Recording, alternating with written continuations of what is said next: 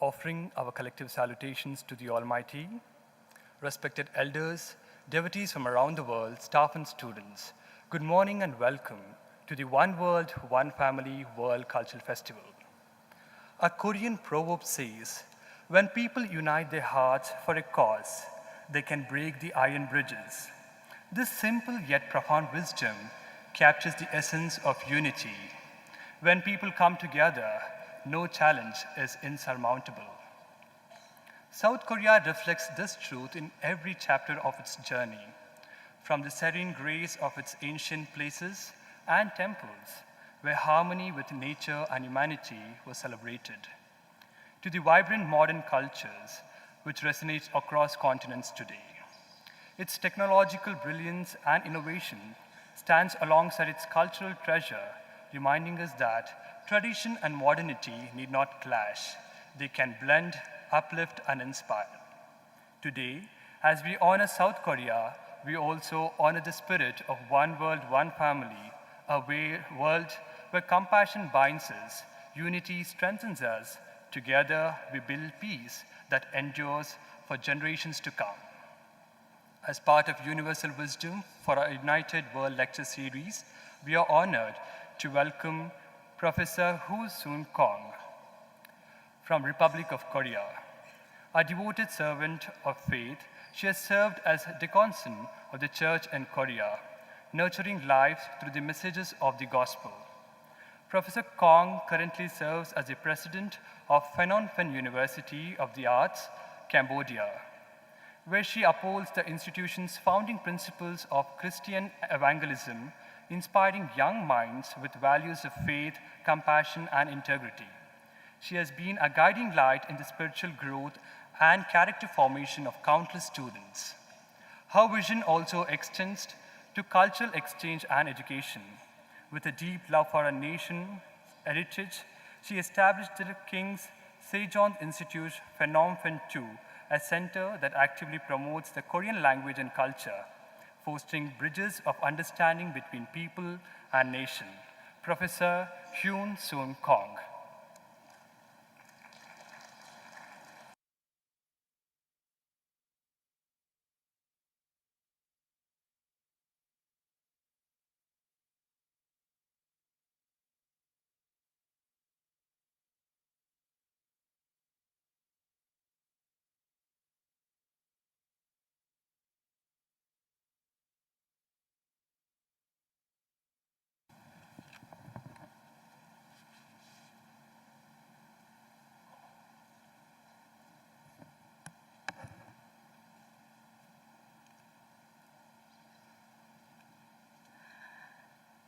Hello, everyone.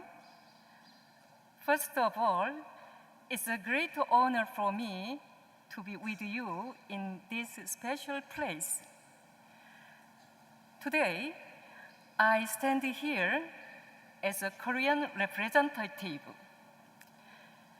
This place where we are, India, is a wonderful country with full variety and beauty of spirituality.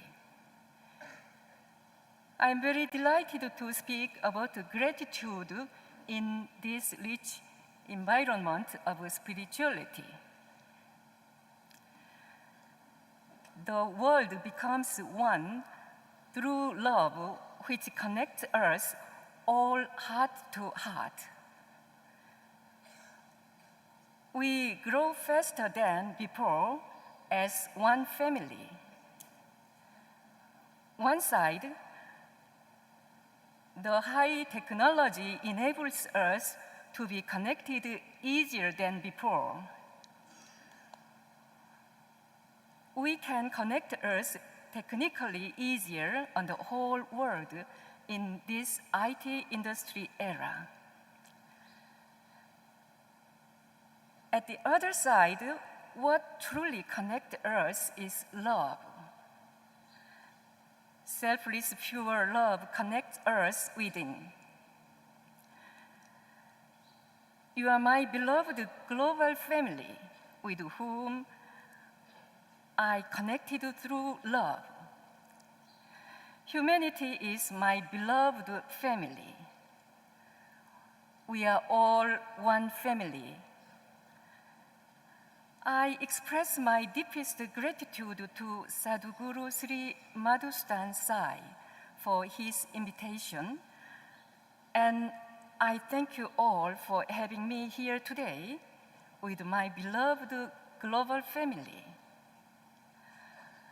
Ladies and gentlemen, what is gratitude?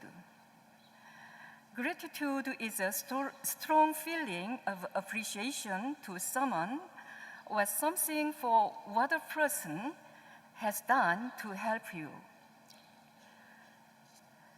It's an acknowledgement of what we have, the people we encounter, and everything what we experience.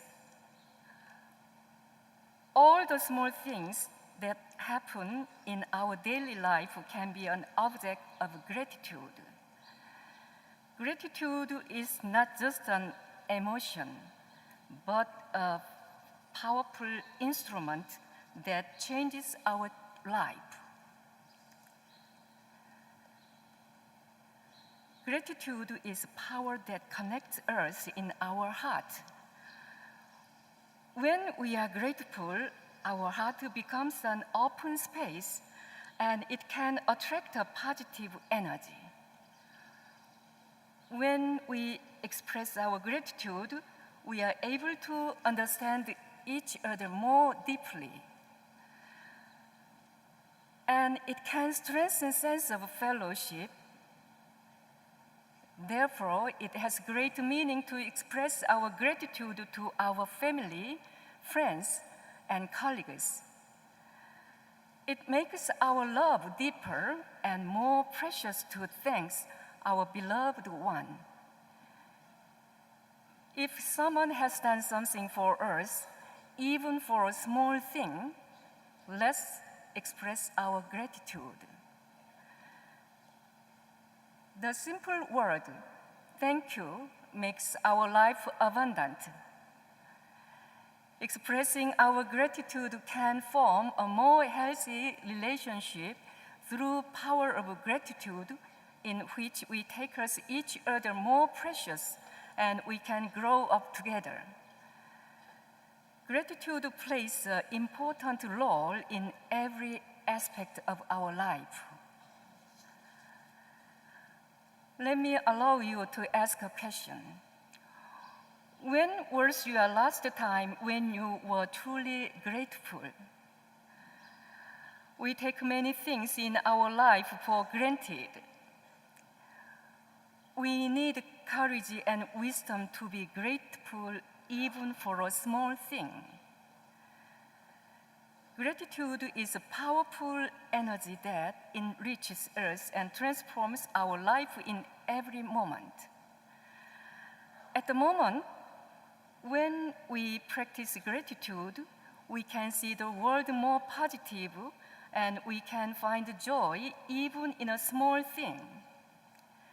So, it can improve our mental health because our inner attitude changes into a positive state of mind. It's beyond a simple expression of one word. Let me explain you how gratitude works in our life.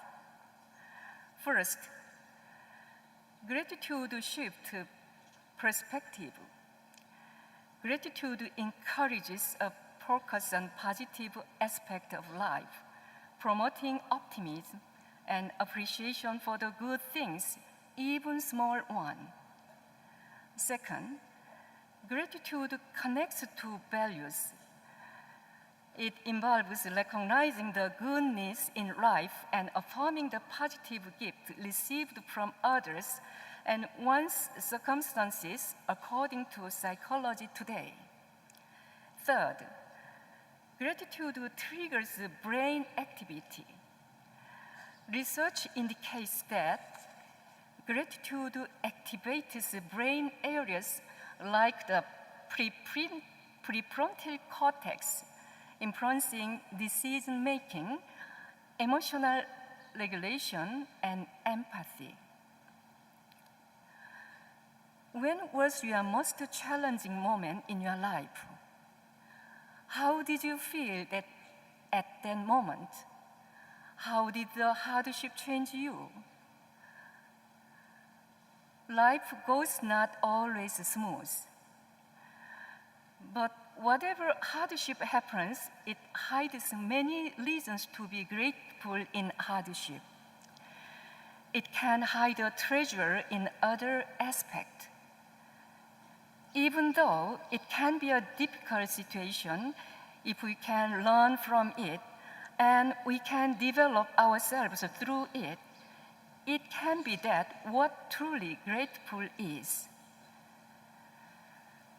You might ask yourselves in your difficult time, why this trouble happens to me? So did I. But the most difficult situations of my life made me strong, and I could find gratitude in it. By focusing on positive aspects, gratitude helps us recover faster than from difficult times and build the will to persevere through challenges. Ladies and gentlemen, please remember, if you would face a difficult situation next time, it could be a key to complete yourself. You can develop yourself into a higher level of your spiritual journey through the key. Hardship can be a disguised blessing.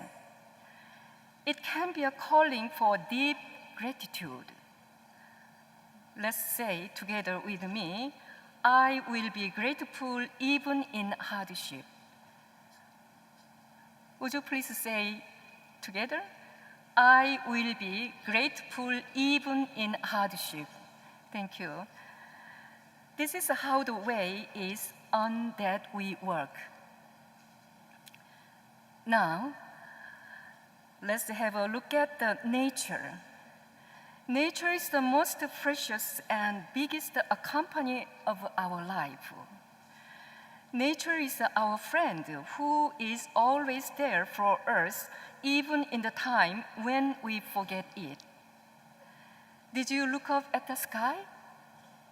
With its blue color and cloud, it has a healing power. The fresh air and the scent of the trees by the climbing of the mountain and the sound of the ocean waves are precious gifts to us. But we neglect it too easy. So, I recommend you to be in the nature even a few minutes and feel the sounds and the scent of the nature. Enjoy the whisper of tree leaves, the bird singing, and the warm sunshine. We can find our true gratitude to the nature in this conversation. And this gratitude makes us more abundant, and it makes the moment of our life more meaningful. Now is the time to be grateful to the nature. Please find a long and deep connection to the nature. We are part of the nature, and the nature is part of our life. We can grow spiritually more through the nature. Gratitude has also some benefits for social well-being. First, it encourages more positive social relations. Expressing thanks strengthens positivity in our social relations by encouraging kindness and creating a ripple effect of positive social behaviors. Second, it increases love, compassion, and generosity in our society. Gratitude can foster empathy and inspire you to engage in helpful service acts toward others. Expressing gratitude acknowledges the kindness and support of others in our society, encouraging cycle of mutual support and compassion. Gratitude is the fundament of love and trust, which can be conveyed as a social service. Let's have a look at about gratitude, love, and social service more. Sadhguru Sri Madhusudan Sai said, "Gratitude is the best attitude." He said, "Develop gratitude to everyone." Our society works because the members of our society put efforts in it. Their profession might be different. They might be paid for their work. But because the society members put their effort into society, the society works. We may not take it for granted. We have to value their efforts. We need to be grateful for it. Further, we have to develop inner attitude that we serve society, beyond being paid for our work, but based on gratitude for others' effort. That is the best attitude how we serve our society. Based on this valuing attitude of others' effort, we should develop love and social service. Sadhguru Sri Madhusudan Sai intonates the importance of expressing gratitude as love and social service. He said, "Our attitude is not good enough if we work in the society because of being paid for our work. We should acknowledge the effort of others being put in the society. If we work in the society based on the acknowledgement and gratitude, we can serve better in the society. The valuing of others' effort and inner attitude of gratitude is that what matters, and it's sometimes even more important than the work we do." How can we cultivate gratitude? First, journaling. Keep a gratitude journal, regularly writing down the things you are thankful for. Second, expressing thanks. Make it a habit to thank people in your life for their kindness, whether through the note or verbal expression. Third, mindful reflection. Take time to pause and redirect your thought to appreciate the good things, both big and small, in your daily life. Fourth, acts of service. Performing acts of kindness for others can also be a way to express gratitude.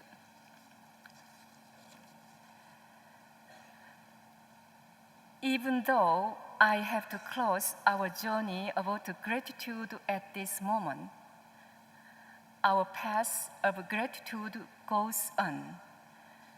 I hope this journey of gratitude can transform your heart and make your life abundant. You can implement the spiritual introspection of the gratitude in your daily life. Make a moment of gratitude every day. Be one who can find gratitude in any situation. Let's practice the power of gratitude and open a new phase in our spiritual journey through it. In every moment you are able to be grateful, your life will be transformed into a deeper and more meaningful one. The world is one, and humanity is our own family for whom we can practice gratitude in love and service. Thank you for joining me, and let's move toward a new life of gratitude. I thank you, Sadhu Guru Sai, and the One World, One Family mission. Thank you very much for listening.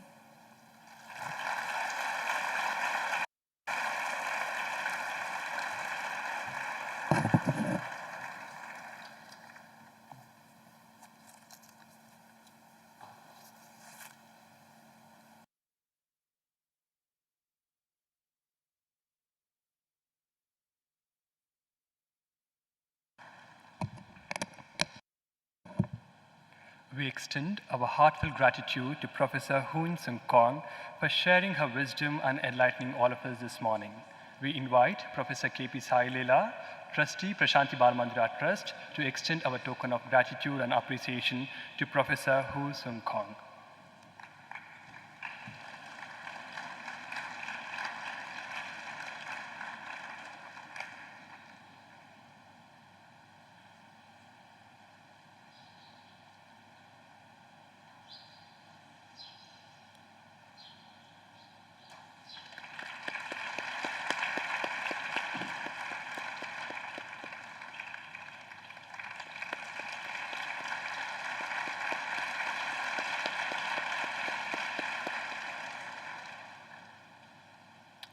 We shall now have a short break and then reconvene for Satya Darpan.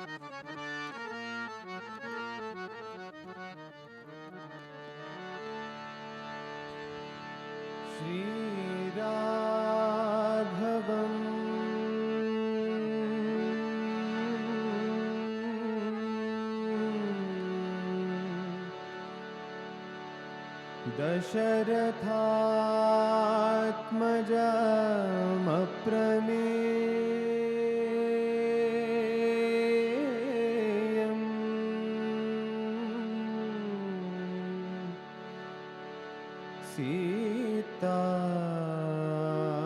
सीतापतिम्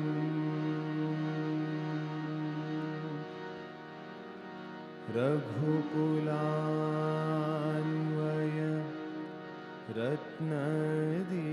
रत्नदीपम्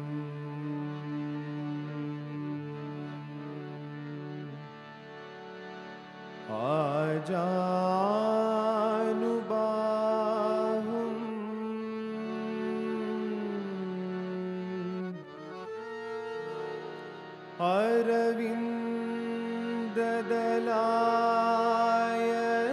अरविन्ददलायनाक्षम्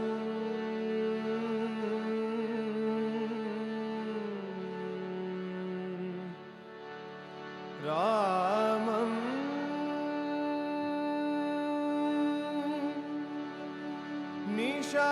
निशाचर विनाशकरम्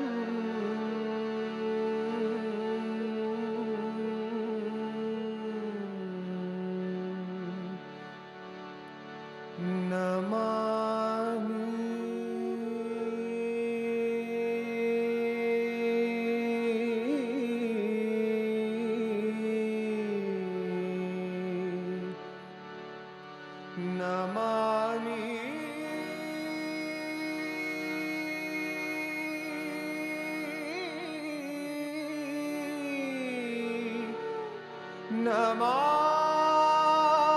नमामि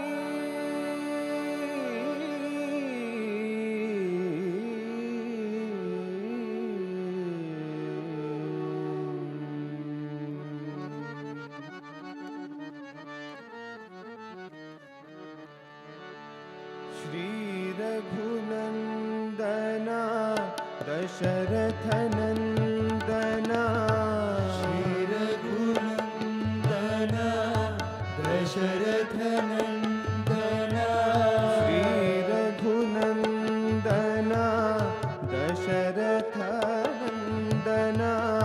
श्रीरघुनन्दना दशरथनन्दना भद्राद्रीश्वर रामा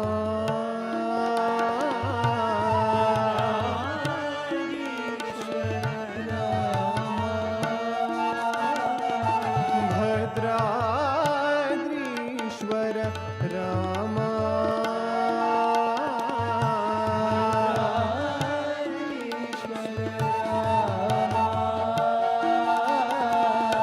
वैदेही प्रिय वैकुण्ठ रामा वैदेही प्रिय वैकुण्ठ रामा वैदेही प्रिय Vaikuntha Rama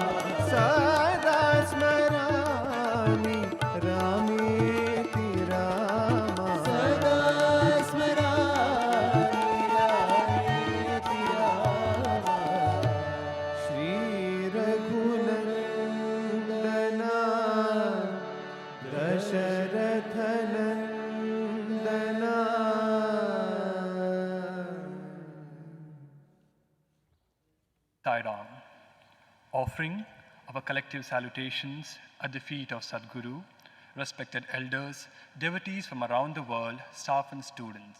Sai Ram and welcome to yet another session of Satya Darpan.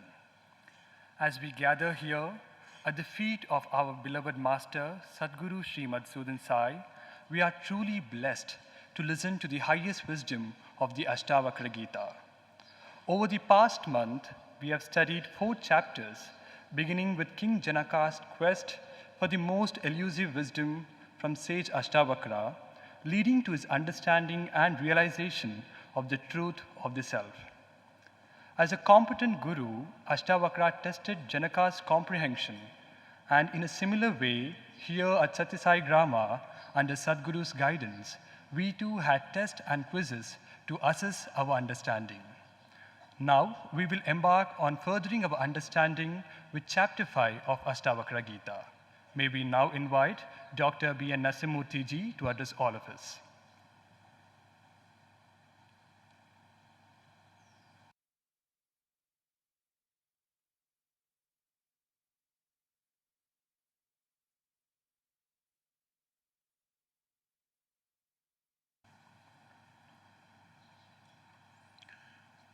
Most adorable Sadhguru, brothers and sisters, very dear students, boys and girls. As pointed out by Yatish just now, we have already learned the first 4 chapters of Ashtavakra Gita from Sadhguru. If you look at the 4 chapters together, we find the content to be a proper Guru-Sishya Samvada, dialogue between a master and his disciple. A perfect Guru-Sishya Samvada. And first chapter we find in response to the prayer of the worthy disciple King Janaka, the master Ashtavakra teaches him the highest spiritual wisdom of self-realization.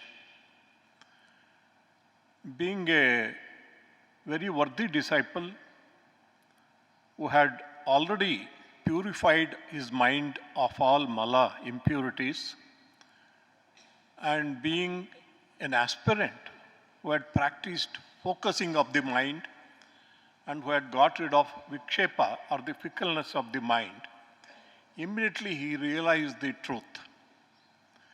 And in the second chapter, we see that King Janaka revels in the glory of the self, his discovery of the self, himself being the divine self which he was pursuing all his life.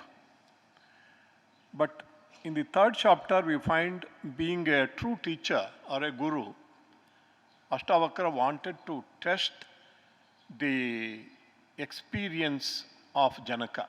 You might have thought, possibly, that it may be just an intellectual understanding of the truth that Janaka is sharing with him. He wanted to know whether he has correctly realized the self, whether he had experienced the self, whether the knowledge was experiential or just intellectual. He wanted to know. Therefore, in the third chapter, he asks very searching questions to Janaka. And in the fourth chapter, Janaka answers those questions, and we find the spiritual maturity of Janaka Maharaja. He had understood how precious his attainment was and how it would affect his life as a king. He is ruling over a kingdom. He had correctly understood.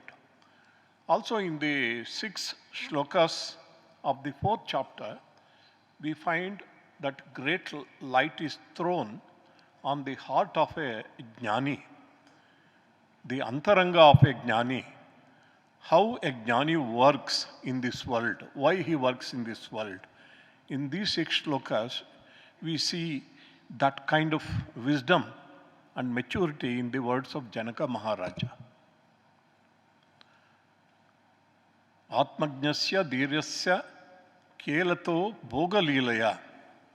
He had realized that realization that he had attained is going to make a drastic change in the inner being of Janaka. At the same time, he knew that externally it might not make any difference. He would continue as a king. He will continue to live in the palace. And Sadhguru gave a very beautiful example that his life would become completely burden-free.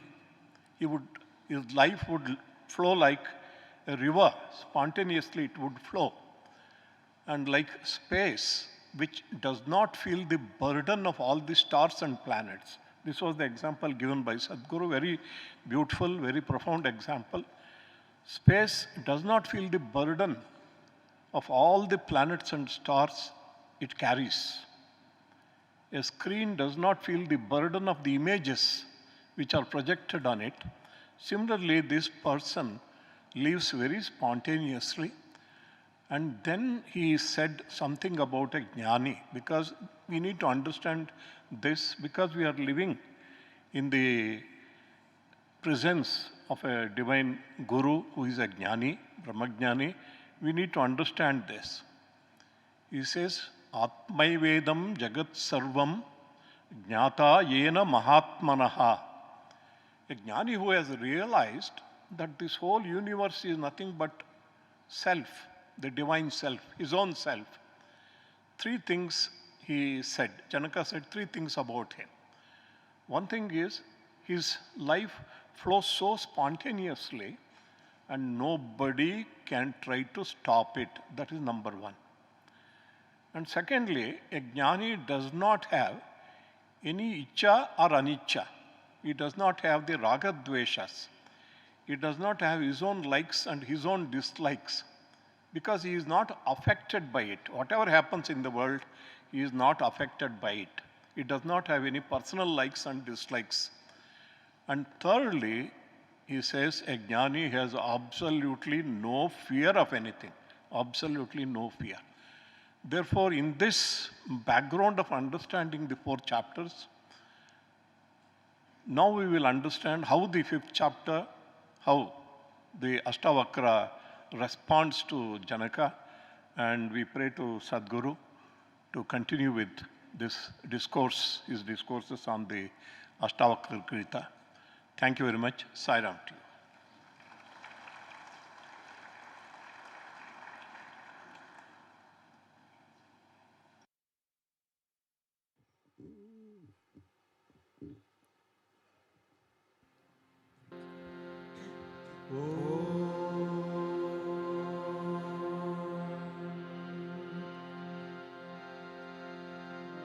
सहना भवतु सहनो भुनक्तु सह वीर्यं करवावहै तेजस्विनावधीतमस्तु मा विद्विषावहै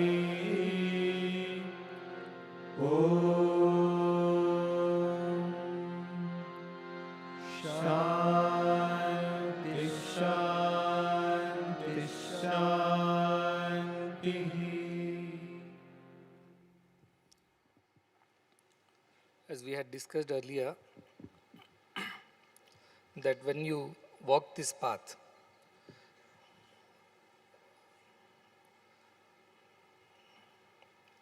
we had discussed earlier that when you walk this path, 3 things should happen in you. Upanishads say that, right? 3 things happen.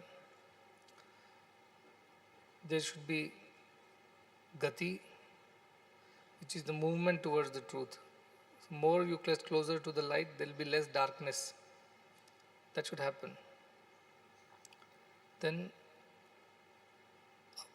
avasadhana should happen, which is the grip of your senses in your mind on your self should start loosening.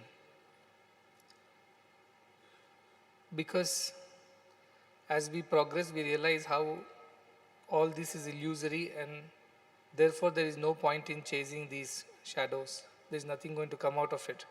So our desire to chase after the world and worldly pleasures should reduce. And then himsa, they say, which is the destruction of all your doubts, all attachments, all wrong identification and understanding should be destroyed. You can't have some of it and not say that I have progressed, because any amount of poison is poison only in a cup.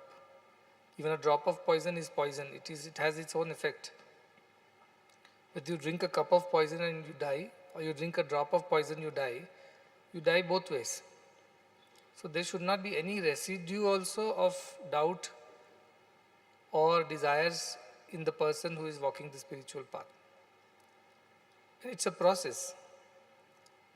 As one keeps moving towards the goal, reduction of all these will happen. And ultimately, in the final moment, all the doubts are dispelled, all our ego identity is destroyed, and all our bondages of desires are completely cut asunder. There is nothing left. You are free. Freedom is the experience at the end of the journey. But just as I said, when you walk towards the light, there is more light and less darkness. When knots of this bondage is being opened and you are being freed, it is loosening. You can feel the loosening. You can feel the freedom already. Though not perfect, it stays for some time, it goes away. But if you continue to walk this path, you will feel the permanence of that freedom, which will happen to you eventually.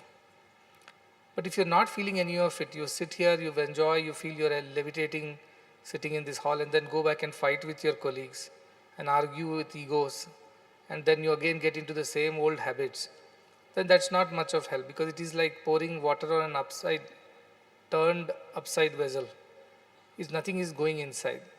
Going inside requires the vessel to be open, and its mouth should be open and facing upwards.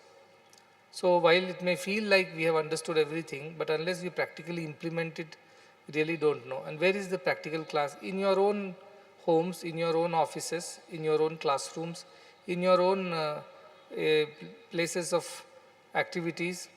These are the classrooms, these are the practical labs where it can be tested. Because sitting here in a very controlled, conducive, and a very cohesive environment, it feels everything is right and everything we have understood, we become almost jnanis now.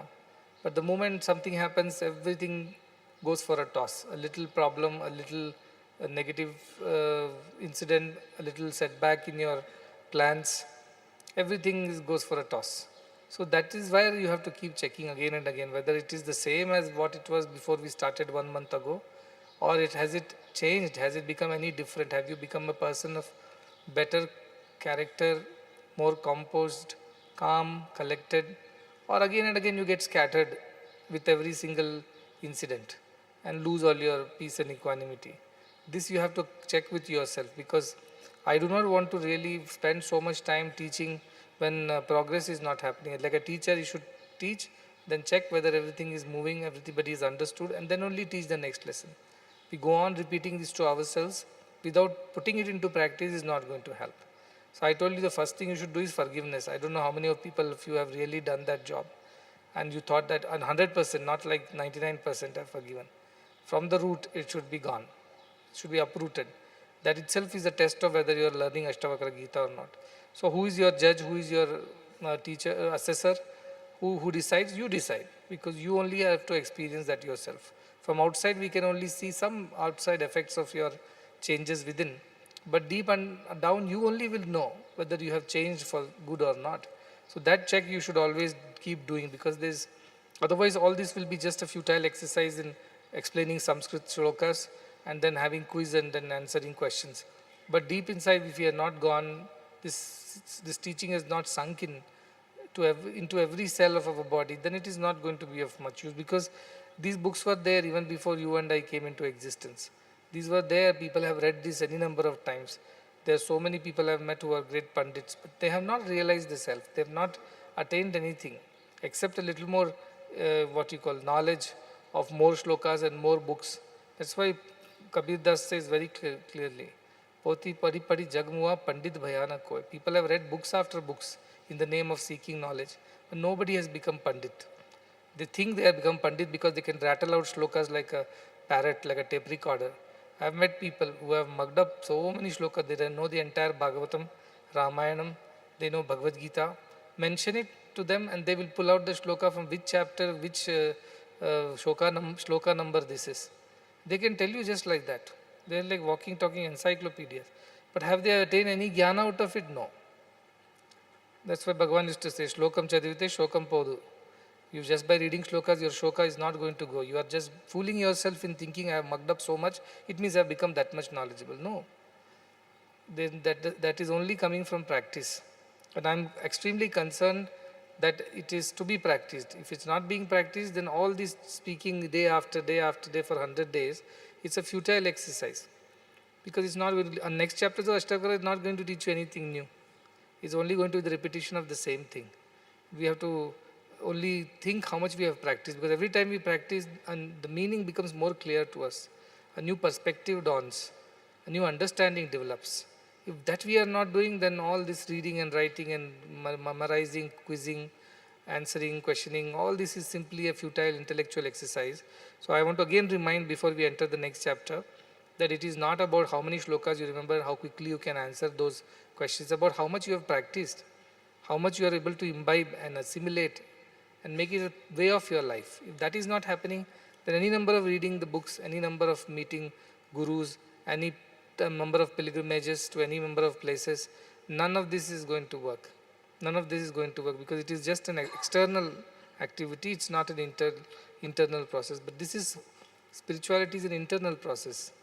To internalize it all is the effort. And everybody should make that effort, and you should be your own auditors, you should be your own checkers, you should be your own assessors.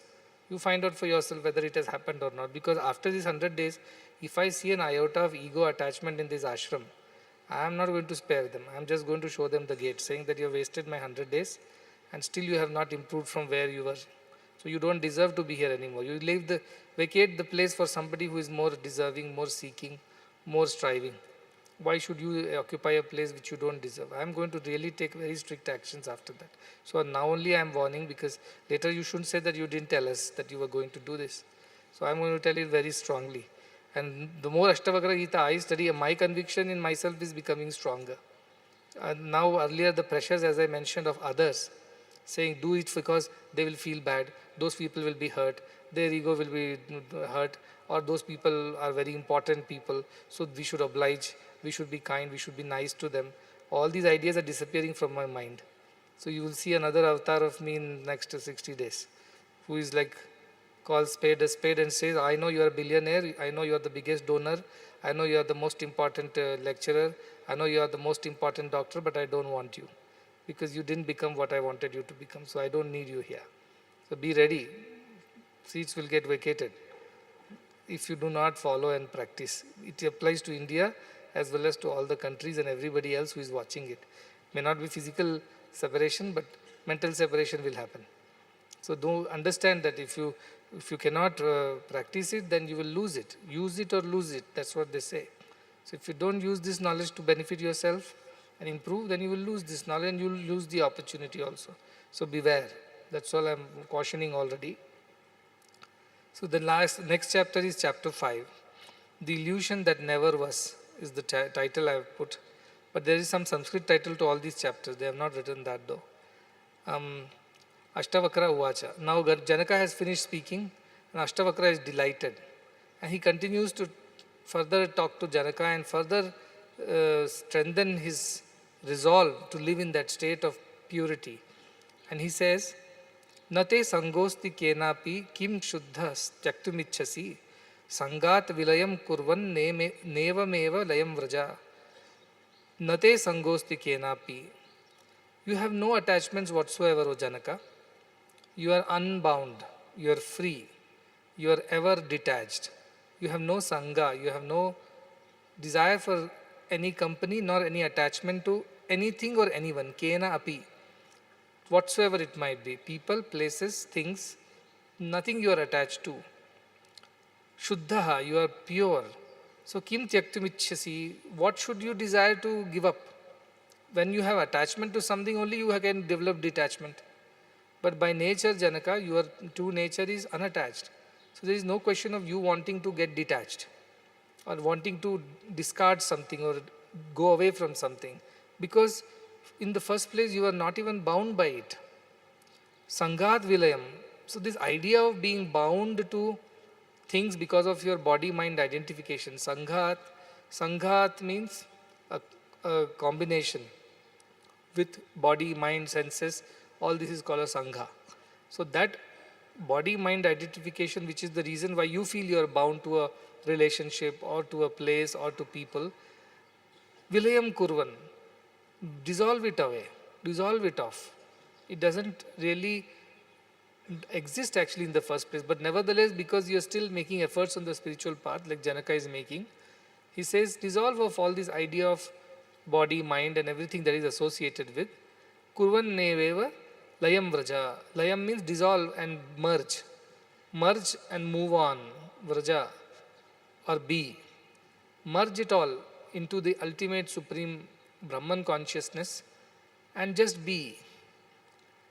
Our scriptures do not ask us to come from anywhere, go anywhere. They do not ask us to do this and do not do that. They are not asking us to attach to that, detach from that. They are telling us just dissolve this idea that you are body and mind and all the associations that come with it and just be. Layam Vraja. Become one with it and just be. Many people think spirituality is a lot of doing. We have to use our body, do asanas, then use our mind to do all these pratyahara and meditation and read books and things like that. That is the process of spirituality, they think. But the real spirituality, to be able to just be, just asti. Asti, bhati, priyam, nama, rupam, we saw 5 things. Nama, rupam is the jagat rupam, which is the worldly part of it. But asti, bhati, priyam is the brahma rupam. This. In that also, asti, bhati, priyam, if I further reduce, it is just asti, just be. Just being is the way of spirituality. So he is now teaching Janaka, just be. I should not run behind this, I should run behind that, or I should detach from this, attach to that. All these ideas you give up now. Even the idea that I have to be a spiritual king or any such ideas, give up that. Just be. In that being, there is no doing. Most of us want to do something because we are used to doing. So in the spiritual path also, unless we have chanted these many times the name per day, we don't feel that we have done enough today. Many people write, how much meditation do you want me to do? I'm trying my best, I'm waking up at this time, but I'm not going past 20 minutes, 25 minutes. I said, don't torture yourself. Yes, some discipline is required to wake up at a certain time and do certain things because the discipline helps you to develop some kind of a steadiness in your spiritual path. Indisciplined mind cannot be steady, and steady mind cannot attain this state of equanimity. So discipline is required to steady your mind. But then if your mind is becoming restless because of the discipline practices you are doing, then that is antithetic to your spiritual progress. Many people torture themselves. Unless I have finished this many mala japas, turning of rosary beads, I'm not at peace. Like once a guru came to a disciple, he came from a far distance, walking many miles in the hot sun without slippers. And the Shishya was doing Pada Puja to the Guru's Padukas inside the house. And when Guru came and knocked on the door, the Shishya asked who it is. He said, I am here, your Guru. He said, wait, I'm just finishing my Guru's Paduka Puja, and then I will come and open the door.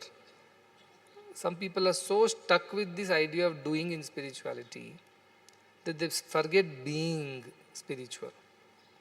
They get so stuck with this idea. I have seen a lot of people like that. And they think that they are progressing because their number of japas have increased from 108 to 1008. They remember instead of Ashtottara Nama, they now remember Sahastra Nama. They think like that. They have a collection of 1000 plus bhajans that memorized by them. Or they know so many shlokas of so many people. They pride themselves with all those things. They say they are humble, but they are proud. of all these achievements. But these are none of these achievements are actually spiritual. To be able to just be without getting disturbed from the state of equanimity and peace is the spiritual practice. So every time mind runs away into the body and senses in the world, withdrawing it all and just being is spirituality. Initially, you have to cut down a lot of activity from your lives, unnecessary activities to just be. If you have too many activities, you cannot be. You will be only doing, not being. Yes, some activities require chittasya shuddhaye karma. You purify your mind, you need some good activity, positive activity. But eventually, no activity is required. Activity should happen.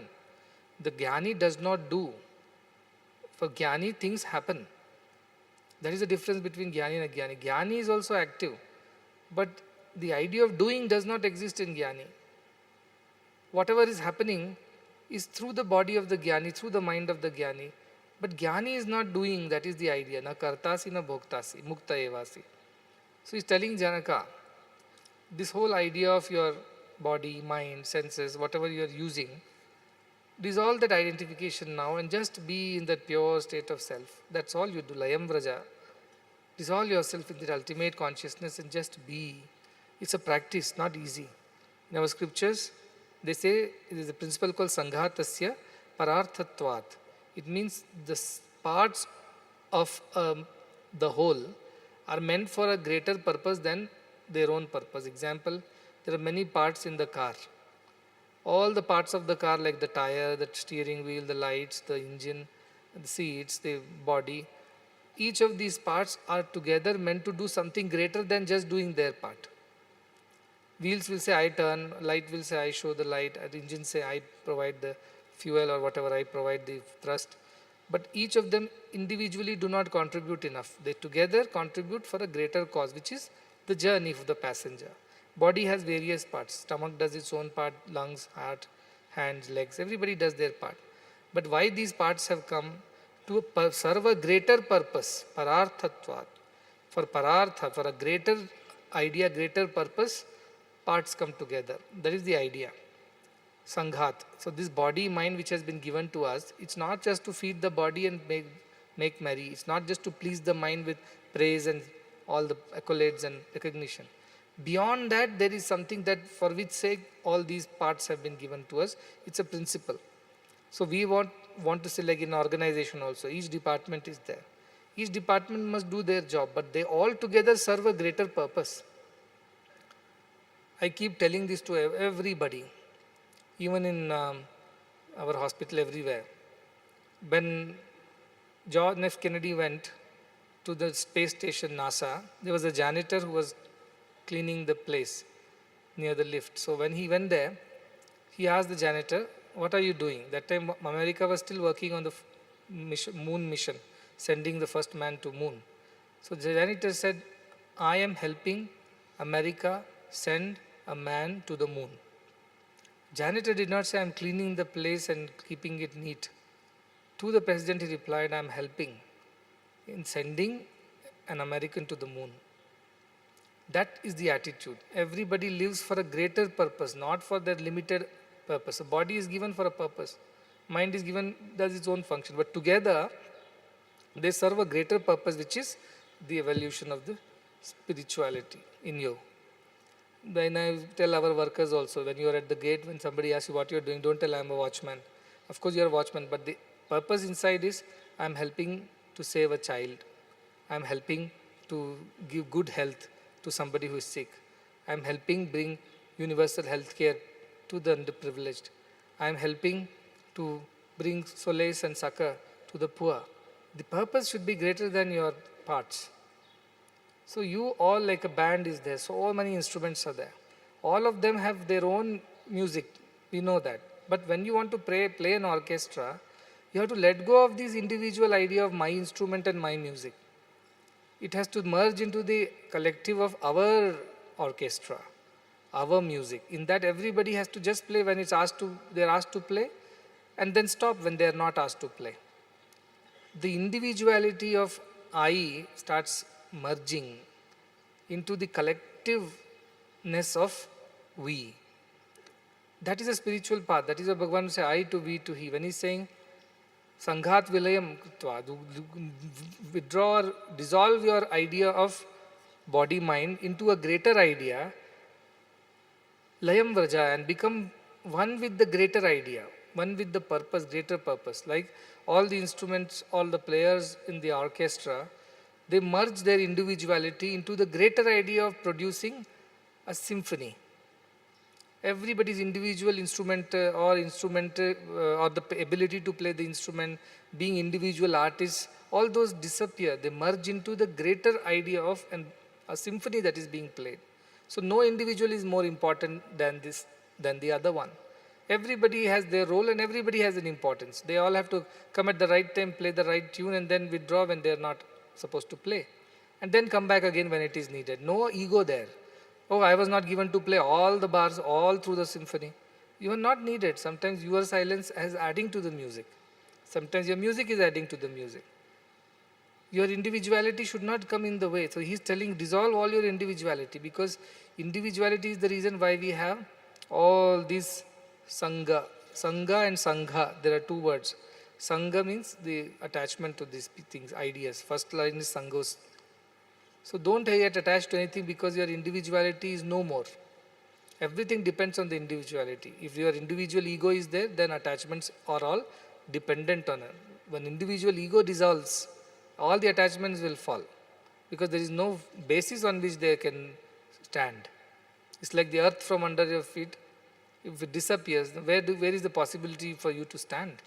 Likewise, when your individuality dissolves, that is the second sangat vilayam, the first sangosti automatically happens. When you dissolve the idea that you are the body and the mind and you have an ego and you have an identity, and merge it in the greater consciousness that I am the self, all the sangha, the attachments to the worldly things, people, places and things, they just disappear. Become like that and stay in that supreme state of pure consciousness, he says. Now, how do I dissolve? I am so very convinced that I am the body. I am so very comfortable in this idea that I am the body, because I have been that way since I was born. And you suddenly say that you are not the body, you are not the mind, you are the self, and body is coming and going and mind comes and goes. But I don't experience it. Somebody may ask. What I experience when I wake up at 4:30 also for meditation is that I as the body and the mind is going to meditate now on what I as the self. So whenever you do that, the very idea that I am going to do something itself comes in the way of I am going to, you realizing it. Because you say, I am going to realize. So I, when you say going to realize, who is this I that you are referring to? You are again and again referring to the body only. I with this name and form would now enter meditation and slowly dissolve my I, name and form into the greater I of Supreme Consciousness. So every time we use the word I, again and again we reinforce this idea that I am the body and the mind. So by somebody I advise, please stop using active voice, start using passive voice. I will do it. Instead, yes, it will be done. I will eat it. It will be eaten. I'll finish it. It will be finished. So you slowly start distancing yourself from this idea of body-mind by reducing the usage of the letter or the word I. Because every time you use I, you are actually subtly hinting to yourself that you are that body and mind, which is now going to undertake some special activity like seva, like going to office, like doing meditation, like doing some satsanga. Who is going to participate? I am going to participate, you say. That every time we use the I, it reinforces the idea of body-mind. So how to get rid of that body-mind? Use less of I in everything.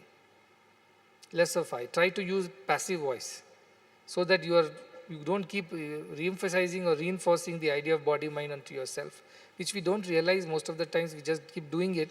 But deep down, that I is continuously getting more solidified and cemented. Every time you say I, one more layer of cement on it, think like that. So it gets harder and harder, and then breaking it becomes very difficult. So that is why use less I. We is a good idea to be used, or use passive voice. When I say, come here, this needs to be done. Yes, Swami, we will do it. You say that is better than, yes, Swami, I will do it. You say and feel it.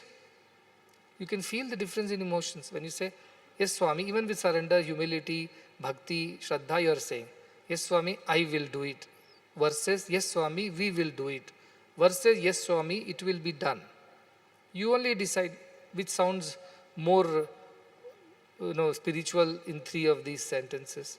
I will do it, we will do it, or it will be done as per your will. You choose your sentence correctly. And subtly this thought, this choice of sentence, choice of words will work on your mind. What are words? Words are nothing but expressions of our thoughts. So if you change the words, thoughts also should change. It's both ways. When I change my thought, my words change. When I change my words, my thought also should change. And what are thoughts? They are feelings. So if I change my thoughts, my feelings should change. What are feelings? My nature. When I change my feelings, my nature will change. So use words carefully, I always say. Whenever you open your mouth in haste, speak well, think well each word, speak well in taste. There is a poem called Words from there. Think well, and speak well.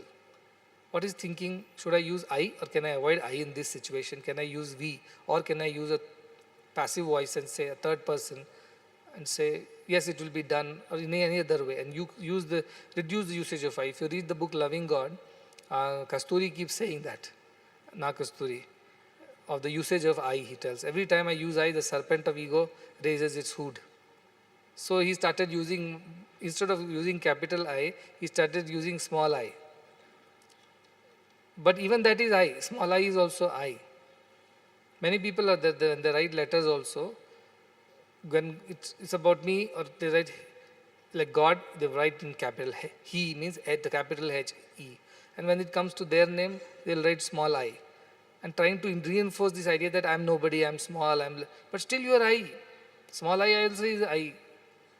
Small snake also is snake, poisonous. Everybody need not be cobra. Small snake also, if it's venomous, it is venomous. So reduce the usage. First you try this and see for yourself. So much of your attachment to your idea of body, mind will start reducing. Subtly your words will influence your thoughts will influence your emotions. Your emotions will influence your very nature. You will see, that is why sow a thought, reap an action, all that we saw yesterday. You start that, reverse. Change the words that you use. And you see you will start changing from inside. Less I is better for your own spiritual growth. Of course, if I teach all these things, people from outside, when we were doing MBA, people came, some big management coach came and told, you people are too self-effacing. You will not survive in the world outside.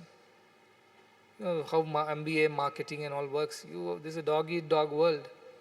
You have to say what you have to say. And you have to fight for your right. You have to get your share.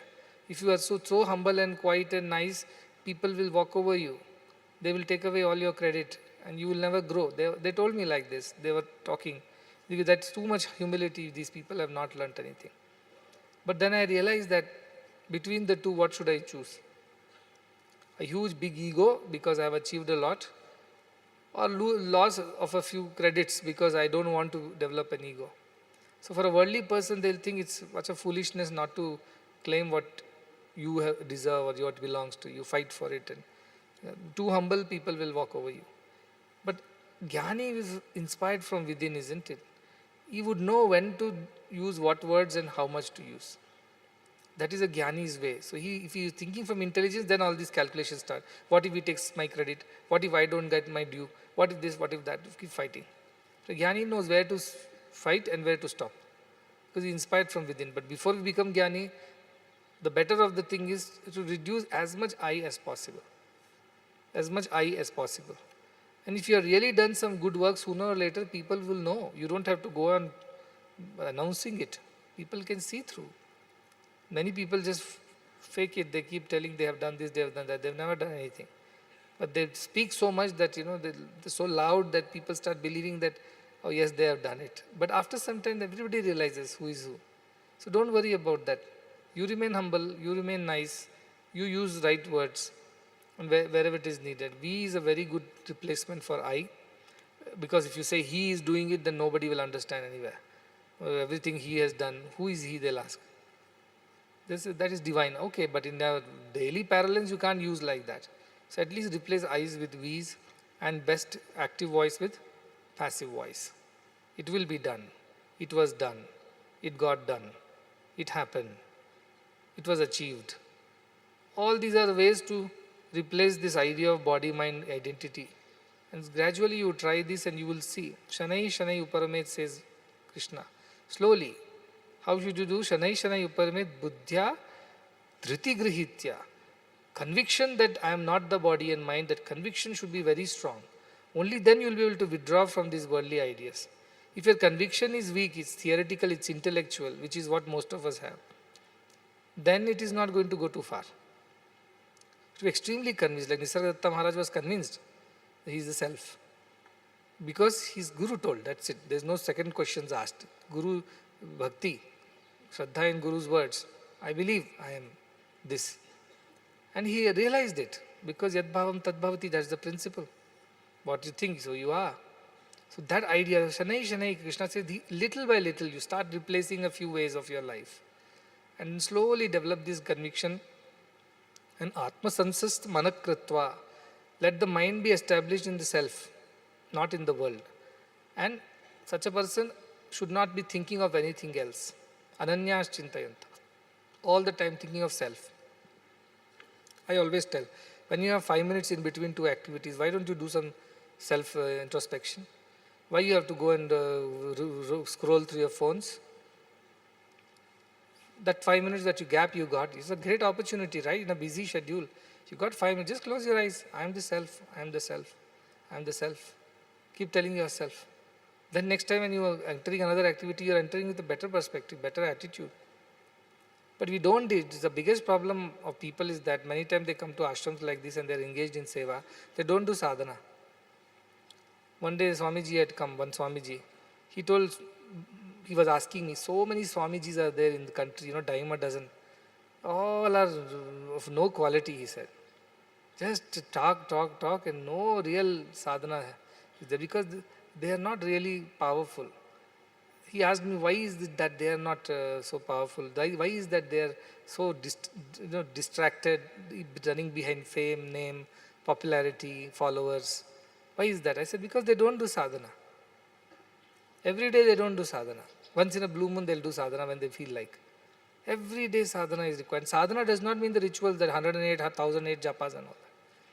That may be the beginning of the sadhana. Real sadhana is to establish oneself Atma Sansastham. To establish your mind in the self. That is the real sadhana. That he says, no. Horage poosi nene nayya. Olage shuddha illa tanaka.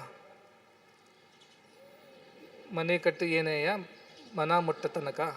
What's the point in doing all the external things? Fooling ourselves, I have done so much of japa, so I have become spiritual, I have done my sadhana. No, it's all external.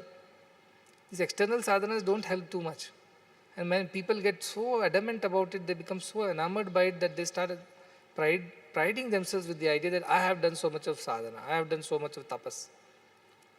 Once a naked saint came to Puttaparthi, since Bhagavan was still young.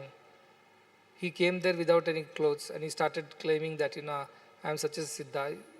What Bhagavan did, took one towel and threw at himself, first you tie this towel around you. If you are a real siddha, you don't have to be roaming around naked like this. What are you trying to show off? That you are so above all the social shame and other things? What is the need to show it off? Tie this, wrap this around yourself and then come, he told him. What he told him is that this idea that, I am going to do this, I am going to achieve this, this itself is wrong. Or I have achieved it also is wrong. But in spiritual path, it's very easy to just get distracted. And many people I see, they're so ritualistic, they don't listen at all. Even if I tell them, not required, you don't have to do this. But their whole habit, creatures of habit, unless I finish this much, I cannot do. Many times I call this person, he'll say, where is he? He has gone to temple. He's doing his puja. I tell, I am calling, ask him to keep quiet and come. But they don't realize. These orthodox fellows don't realize. All I'm saying is that sometimes this doing in spirituality becomes the obstacle in the way. That idea that I'm doing sadhana becomes obstacle. Sadhana should happen. How should it happen? You go and settle down like this, Shanai Shanai Uparamet. Sit down quietly and let the mind slowly dissolve into the self. and be there in that state. Then you achieve that sense of peace. And with that peace, when you operate again, you are very clear in your head, you are very sorted. Otherwise, there's so much of chaos and confusion, you take all wrong decisions in that chaotic mind. And it is imperative. See, you people going for Suprabhatam is not your sadhana. In Suprabhatam, if your heart has melted with the joy of divine communion, then it is sadhana. Till then, it is only a ritual, not spiritual. You come and sit here sing bhajans. Whether you sing one bhajan or 100 bhajans doesn't matter unless your heart has melted and flows as tears from your eyes. Unless you feel that complete wetness, that moist feeling in the heart, that feeling that you are drenched in that divine love. If that has not happened, then how much ever you scream on top of your voice, as many bhajans, it is no use. This is the problem with most of us. What happens, because we definitely have designed a schedule. It is necessary, because if schedule is not there, this also won't happen. But now what happens, schedule becomes more important, and just following the schedule, and we think somehow sadhana is happening. No. Mane mutta tanaka, or mana mutta tanaka, means till it touches your heart, it has not happened. It has not happened. What's the point in singing so many bhajans, chanting so much shloka, if you don't go out of this hall feeling drenched, soaked in that divine feeling? All this running around from temple to temple is of no use. That is why moko kaha dhoonde bande. Where are you searching for me? Here, there, everywhere you are running from Kaaba, Kailasha, Mandir, Masjid, this Pinda, that Dana, this yoga, that Dhyana. None of this is my nature. None of this is the place where you will find me. You will find me inside you. So my whole thing is that why I am reminding again is that 1 full month we have spent discussing this. If here also, every day if we are not at least touching base with that divinity, morning, afternoon, evening, whenever, and we are just coming back again and again and again, it's not going to go too far. It's not going to help you much. Every day you should feel that, as I said, like the wet earth, this rain-drenched earth, there is a fragrance. Now also earth is there, no fragrance. But when it rains, it becomes soft, gentle, it becomes fertile, and there is that fragrance of the earth. You should feel in your heart like that fragrance of divinity after that rain of divine joy has happened. Your heart should become moist, soft, and fertile. That feeling should come. Otherwise, a dry, parched land. What will I do with that kind of dry, parched? Acres and acres or hectares and hectares of desert sand, what do I do with it? I rather have a small patch, fertile land which is useful.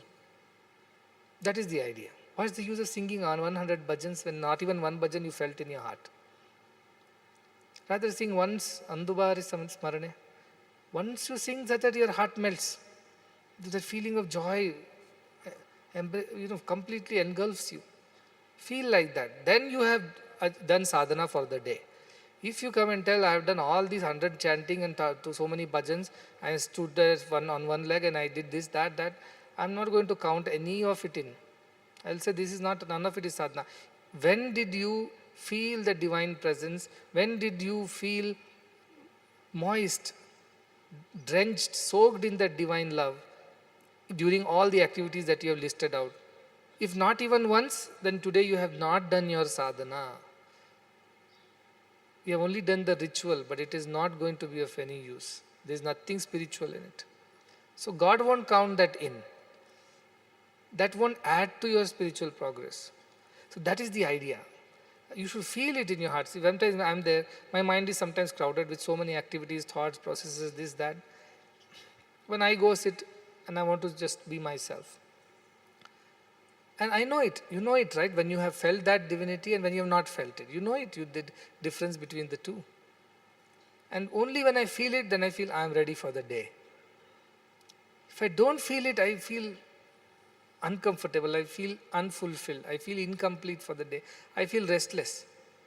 The grounding has not happened today.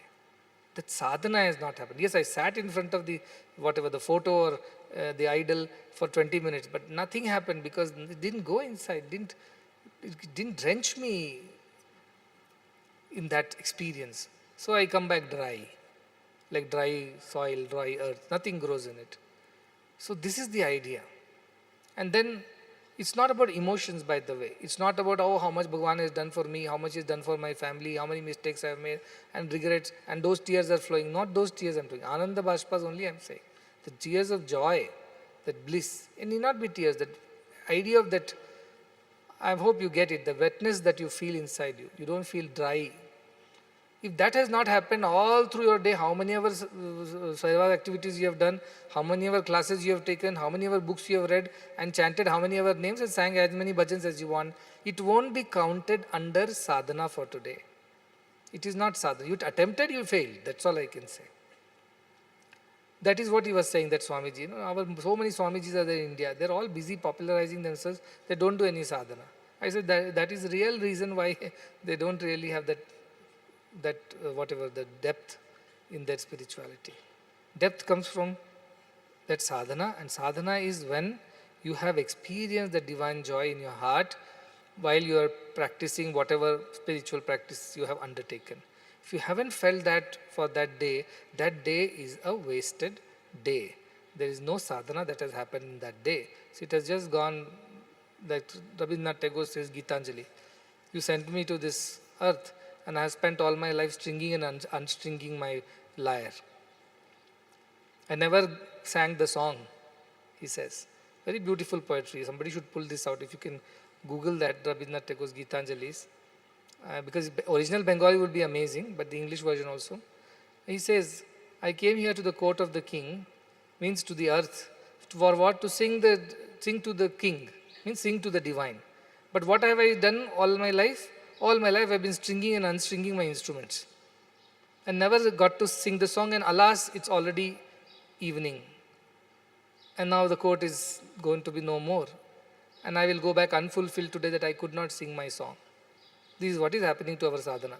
Busy lighting lamps, collecting flowers, collecting photos, mugging mantras, memorizing shlokas. At the end of it, we never sang the song that we came to sing. We were stringing and unstringing our instruments, preparing. So this is where I am saying, when he's saying to Janaka, Layam Raja, be in that state. Dissolve all these ideas of I, mine, and the idea that you are the body or mind, and stay in the state of absolute perfect union with the divine. And be like that. All these slokas of this sloka, everything will end with Layam Vraja, Layam Vraja. So I was thinking, literal meaning Layam means dissolve or merge. And Vraja means go. So I thought dissolve and go where? But what he's actually conveying is merge and be. Vraja means be, not go or do. Be. So Layam Vraja means be in that state. And that if we can experience at least once in a day, if not whole day, then the day is fulfilled. If we have not experienced even once, I feel that day is a wasted day. Yes, you would have achieved a lot of things on the outside, but in the inside, it's a wasted day. No sadhana has happened. It has not added to your growth or spiritual progress. So remember that. Don't pride yourself with too much of external activities unless the inside of you has been drenched with this divine love for that day. Then only you should feel fulfilled. Page number 261, the sloka number 2. It says, Udeti bhavato vishvam varidhi riva budbudaha iti gyatvaikamatmanam evameva layam vraja. Again layam vraja. Be dissolved and just be. Udeti bhavato vishvam varidhi eva budbudaha. How bubbles form out of ocean or water. Likewise, this whole world emerges from that. Udayati bhavato vishvam. It emerges like the bubbles emerge from the water. Iti gyatva eka atmanam. Knowing this, that there is only one atmanam, one self from which this world emerges. Like many bubbles, they come out of water. Realizing this, layam vraja. Just be. Don't try to catch those bubbles. Don't try to grasp those bubbles, grab those bubbles. None of that is necessary. Children play with bubbles. Have you seen that? They keep blowing bubbles. I was watching some children playing bubbles. When they blow the bubbles, they try to catch them. The moment they touch the bubble is gone. Have you played like that? Try to catch the bubble. The moment you touch the bubble, it bursts. Illusion. That is what is illusion. You can't catch it. This world appears to be real. You think you can catch that. But the moment you catch that, it's gone. Once Bhagavan was there, I told Bhagavan, all this looks so real. The world looks so real. How can you say this pain is not real, this pleasure is not real, this joy of the body is not real, this joy of the mind is not real, all the suffering is not real, everything feels so real. And you say everything is a bubble and it will burst. He used to say life is a bubble, it will burst at the end. I used to say, how is it? It feels so real, it feels so correct to me. And he said, yes, till the bubble is there, the reflections of the bubble also seem to be there. When the bubble bursts, the reflections also disappear. Likewise, this world is reflected in the bubble of the ego that we have, that identity. The world seems to exist inside the bubble. Bubble reflects all the surrounding things. But the moment bubble bursts, all the reflections disappear too. Likewise, when the ego dissolves, all the attachments disappear too, he said, to this world and worldly things. I contemplated on it. How in a bubble, things appear to be present on a bubble. But when bubble bursts, all the things disappear. Maybe next time you're washing your face or having a bath, contemplate on that bubble. Look at the bubble and say, I am reflected in the bubble also. But bubble bursts, I am also gone from the reflection. Like that, everything is a reflection, reaction, resound, what Bhagavan keeps saying. All this bubble is our ego identity. It emerges from the self only. See, it's not that it is not emerging from self. It is also emerging from self. But it is not the self. It is only an illusion, it's only a reflection, reaction and resound. It will go. So running behind bubbles and catching them and thinking there is a person existing in the bubble because it reflects it and catching it, it's foolishness. He says just realize that this whole world has emerged from the self like bubbles come out of water. They float for some time and then they burst and disappear. Bhagavan used to have a poem, Neeti andu puttu, Neeti ne teluchu, Neeti andadangu, Neeti buduga.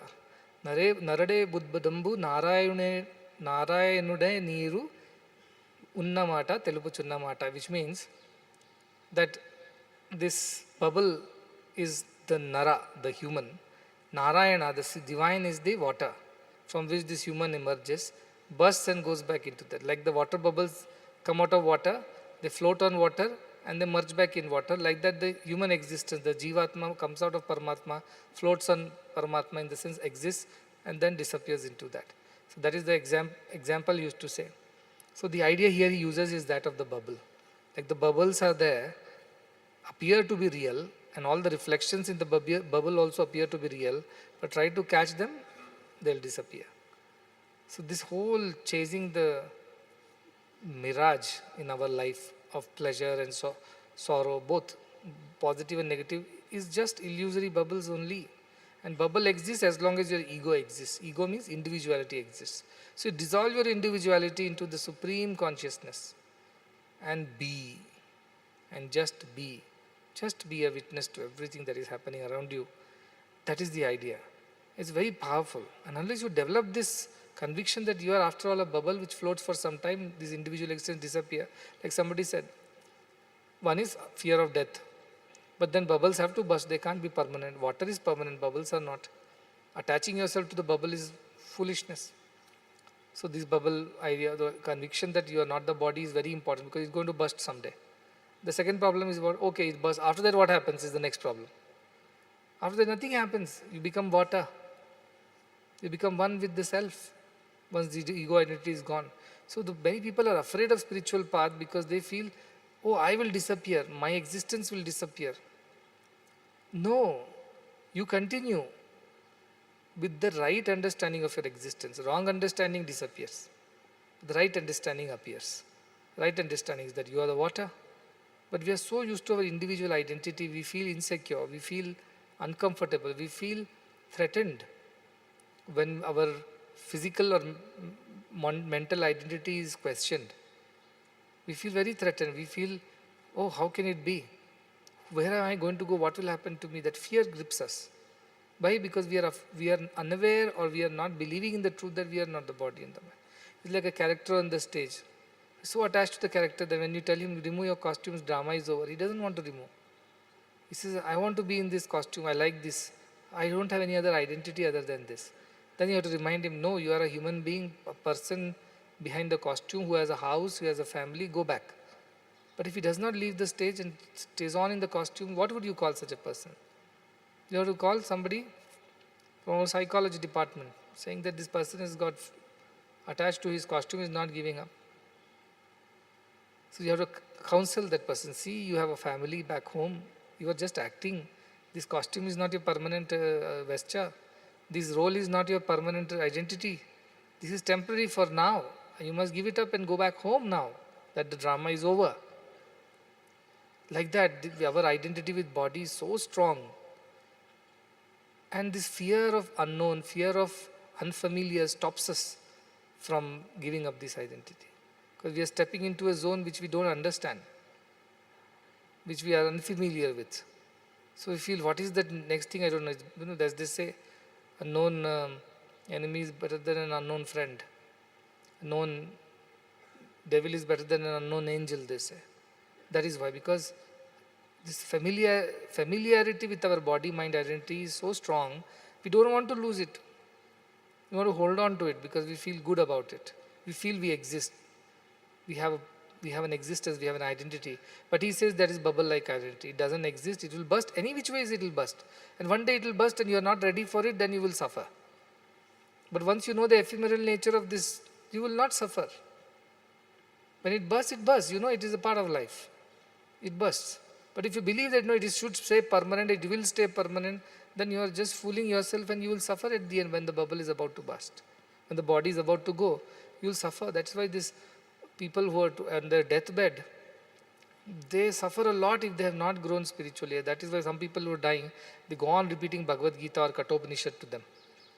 They keep chanting, especially all these Najayate, Mriyate, or Vasangsi Jirnani. Those shlokas are repeated to a dying person. So they think at least if those thoughts enter the dying person's mind, and he develops this feeling, yes, this is only a vesture, this is only a bubble, this is not my real identity. Hopefully he will not get attached and his exit will be a little painless. Otherwise, like something is being pulled away from your hand and you're holding tight onto it for your dear life and somebody is snatching it away. The feeling of losing it is so very overwhelming at that time. You can't just get over it, and then you die in that unsettled mind, and you're born like that, unsettled again. So much of restlessness in your next life too. That is why last moments are very important, I keep saying. But you can't just have a good last moment unless you have lived a whole life like that. Body is going to go. See, who can make the body permanent? Tell me. Not possible. Not possible. Then why even insist upon that? Rather accept it today and start working towards developing that dispassion towards the body, so that at some point in time when it really happens, you are ready for it. There is no surprise, there is no shock, there is no disagreement, there is no resistance. You just let it go because it is a part of it. But that conviction we must develop in the first place, that I am not this identity of the body, which is what he is telling Janaka. A day will come for you also. All this is nice as long as your body is healthy and your mind is okay, your kingdom is not under any attack and everything is going smooth. It's easy to stay in that state of self. But one day the moment of truth will happen. Would that moment also be this, like this, when you are feeling so elevated and redeemed? Would that moment when you have to let go of your body will also be as easy as what you are saying today? That is the question you have to ask. And he says, yes, it should be so. Because you dissolve your individual identity in the divine consciousness. And then you don't feel this presence of your body. Body is there like a vehicle. And Bhagavan asked, why did you give up your body? He said, because it was not working. Like a vehicle which is not working. Why would you go in a vehicle where the brakes don't work, accelerator doesn't work? Yet because you bought the vehicle, it is yours. So would you still travel in it? No, it's dangerous to travel in such a vehicle which doesn't work properly. So I gave up and took a new vehicle. What's wrong in it? That clarity these Gyanis have. So they're not afraid. Once Buddha told his disciples, go Let me repeat this, beautiful. The song that I came to sing remains unsung to this day. I have spent my days in stringing and in unstringing my instrument. The time has not come true. The words have not been rightly set. Only there is the agony of wishing in my heart. The blossom has not opened. Only the wind is sighing by. I have not seen his face, nor have I listened to his voice. Only I have heard his gentle footsteps from the road before my house. The livelong day has passed in spreading his seat on the floor, but the lamp has not been lit, and I cannot ask him into my house. I live in the hope of meeting with him, but this meeting is not yet. That is the regret of the seeker. That I came to sing the song to him, to the divine, but I spent all my days stringing and unstringing my instrument. And time did not come. Words were not ready. And the only thing that is this agony of wishing is left in my heart. I wish I could have done it. Wish I could have achieved it when there was time. Blossom has not opened. The wind has come and gone, sighing by. The flower never blossomed. The season came and went. That's what he's saying. I have not seen his face. I have not listened to his voice. Only I have heard his gentle footsteps. But I can't even invite him in. Why? Because I was spending the whole day decorating the floor and spreading the mat. I never lit the lamp so that I could invite him in. Like this, we waste a lot of our lifetime doing all unnecessary things. And the real thing never happens. All these external activities, we get so busy with it. The real experience of the self never happens. That is his regret. I live in the hope of meeting with him, but this meeting is not yet. It's never happened for him. But this first line remained with me, stringing and unstringing my instrument. Because once I had got a chance to play guitar in front of Bhagavan. And can you believe, I prepared everything, all the songs, and we were about to go, and then one string broke. In the very first song, twang, and one string gone. Now with 4 strings or 5 strings I was playing.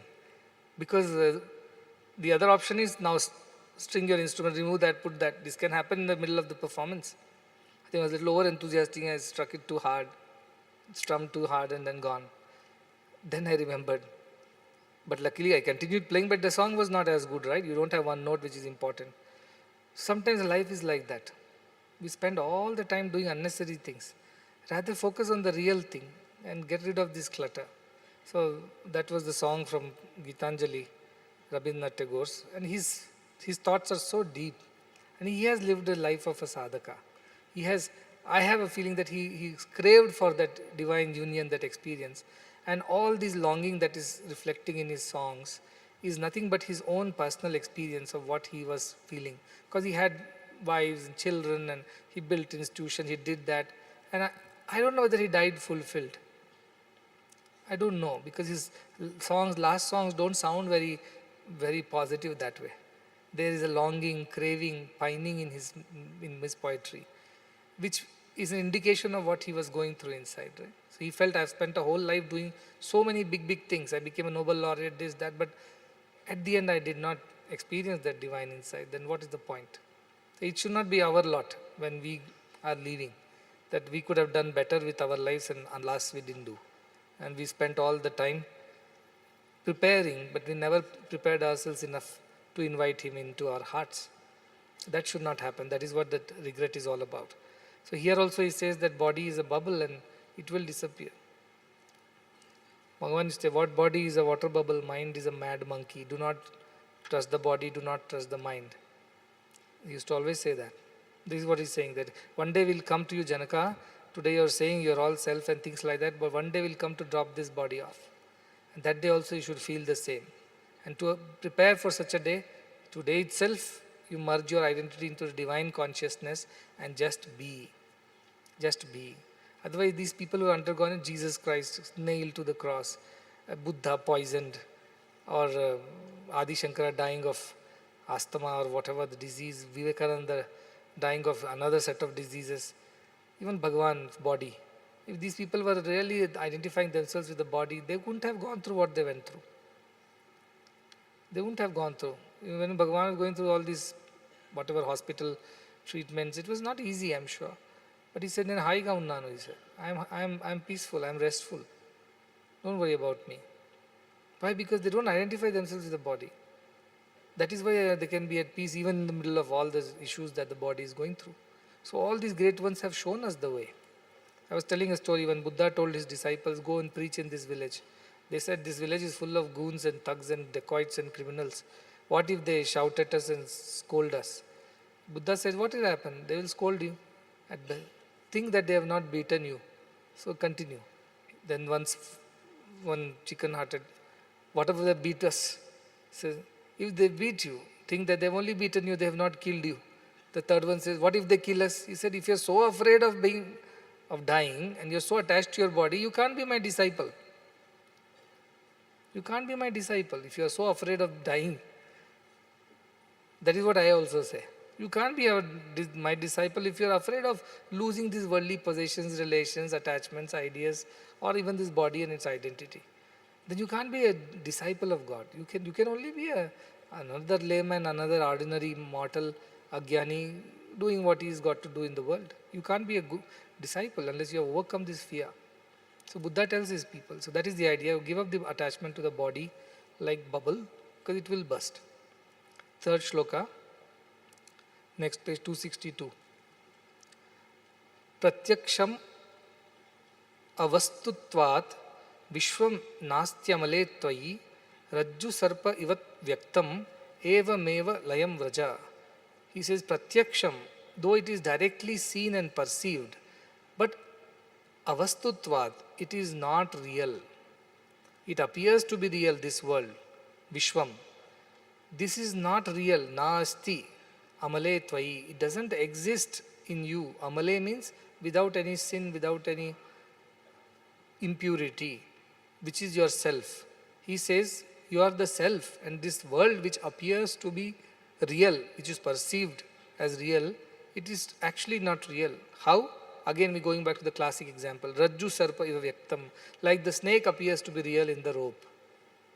Evam eva layam vraja. Knowing this, be yourself. Dissolve your identity. The world appears really, as I told Bhagavan, it all appears so real. Once he told it's all a dream. I said, but it is so real. Why does it feel so real? He said, in a dream also everything feels real. The more detailed the dream is, the more real it feels. The less detailed, little chaotic confusion, you know it is a dream. But when it's very detailed, you can feel the heat, cold, smell, and whatever is happening, you can taste things. And you feel it so real because the detailing is so good. Those who have watched this movie, Inception, they would know. They actually derived it from Advaitic Siddhantam only. The whole Inception is based on India's Advaita philosophy of whole world being a dream. That we create ourselves, we make the rules of the dream, and we can come out of the dream through jnana. He'll have a small thing which he will spin, and then he will realize that it is a dream world or the real world, and accordingly they exist. Otherwise, when they get caught in the dream world, like the main protagonist's wife, she gets caught in the dream world and thinks that the world is real, and she's not willing. Like that, people get caught in the dream world and they are unable to come out of it. They feel that this is real. That's why Janaka says, is that real or is this real? When he dreamt that he lost the kingdom, an enemy had attacked and he was begging for food and he had none. And when he woke up, he was still the king on his bed and his wife was next to him. And then he realizes that I was there, I was here, so which one is real? What if all this is dream we are sitting in and the reality is elsewhere? How do you know? How do you know when you are inside a dream? So that is what he said. It appears to be real, all these things. Like everything in the dream appears to be real. You wake up, you met your favorite person in the dream. And you start thinking that now the person knows you because you met him in the dream. And go into the real world and tell him, hi, I met you last night. He will say, what's wrong with you? Who are you? Isn't it? You dream of something, and next morning you realize that, and you start, like one person was there, a king. He dreamt that he has a flying palace. So he called next day everybody, all engineers, architects, and told, I want a flying palace. They said, where did you get this idea? He said, I got a dream that I had a palace which was flying. Now you all have to make it somehow. If you don't make it, I will kill each one of you. So everybody is like, what do I do with this king? It's crazy. So he saw something in the dream and he thinks it has to happen next day. So everybody were very worried. So they went to the wise one. So the wise person came and he said, I understand his problem. So next day his minister, who was very wise, he came in tatters and started shouting in the middle of the court, come down, you are not the king, I am the king. You are the beggar, I am the king. He says, what's wrong with you? Have you gone insane? Why are you wearing such tatters, rags? He said, no, I am the king and you are not the king. He said, what are you talking? He said, last night you came and stole away my kingdom and made me a beggar, and in my dream. So I am the king and you are not the king. He says, whatever you watch in dream, you think it is real. It is a dream after all. How can you believe it? The same way you believe that the palace can fly, I believe that I am the king. Then the king realizes that it is a mistake that he asked such a thing. So once you realize that this is all dream, why would you insist upon anything? You will not insist on anything. You will say whatever is coming in the dream by virtue of natural thought process, let it happen. I don't insist this has to manifest now. This has to be this way. So that is the way these jnanis look at the world. It's a part of the dream. It is going on. You watch the dream. Good things will happen. Bad things will happen. But what a relief to know that none of this is going to stay permanently. It is a relief. So he says that though it appears to be real, it is not so. In yourself, it appears to be real, but it's not so. Like the snake appears to be real, but there is nothing there. You feel that it is there. The idea of the world is compared like that. So this is again, as I said, again, these are things needed to be contemplated upon, because I know after you leave this hall, you'll get back to your work, you'll get back to your activities, the body, mind, everything will come back and all the ideas will disappear, whatever I told just now. So it needs constant ananyas chintayantoma. Continuous contemplation is required. I am the self, I am the self. When you are walking out of this, let's say you are going to your college or hostel, that walk, contemplate on this. Instead of chatting with this person, that person, contemplate on this. I am the self, I am the self. And it will, sputa they call it in our scriptures, a sudden revelation happens. Vidyulekha they call it, like lightning that happens and makes everything look bright in the dark night also. Almost like daylight. Like that, once you keep contemplating on it for continuously, suddenly it reveals itself in a flash. That can happen any time, any moment. It need not be inside a forest, in a temple or in a satsang. It can be just as you're walking, it can happen. Sometime it happens that Janaka, once he has realized, there is a story like that, Janaka realizes his self, and where does he realize?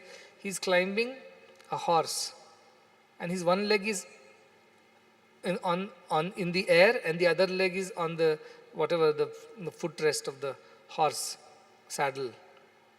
And he is about to put the other leg on the horse's back. Just then he has self-realization in a flash itself. And after that he falls at the feet of Ashtavakra, says that, no, do not want to be the king anymore. I have realized the self. Then he says, you needed the king. So far you were the king because you needed the kingdom. But now be the king because the kingdom needs you, he says. But the story is that when he is climbing his horse, he suddenly has that flash of realization. So you never know. If you are constantly contemplating on it, suddenly in a flash it comes. It reveals itself. So constant contemplation is the key. This partial contemplation, broken contemplation, inconsistent contemplation, inconsistent sadhana is not going to help you. You have to do consistent efforts in this path. Shloka number 4. Sama dukkha sukha purna asha nairashyayo samaha samajivita mrityuh sanneva meva layam vraja. Again, this very similar thought from Bhagavad Gita, everywhere we had. Dukkha sukha samaha. You should treat happiness and sorrows as equal, joy as equal. Purna, because you are complete. You do not get affected by sorrow or happiness. When sorrow happens, you don't become any less. Joy happens, you don't become any more. You don't swell or shrink. You are purna, you are complete. Asha nairashya yoha samaha. You are equal in asha and nirasha also. Asha means in the hope, and nirasha means despair. Asha could also mean in fulfillment of desires. Nirasha also means unfulfilled desires. In all these situations, you are equal. You are complete. Purnaha and samaha are the two words he is using. You are complete and you are equal, only equal-minded. Samajivita mrityuhu. He says, even in death and life, you should have equality. So sukha dukkha, which is a part of life, you accept it. Failures and success, you accept it. Birth and death also you accept it. You don't insist that I should live forever.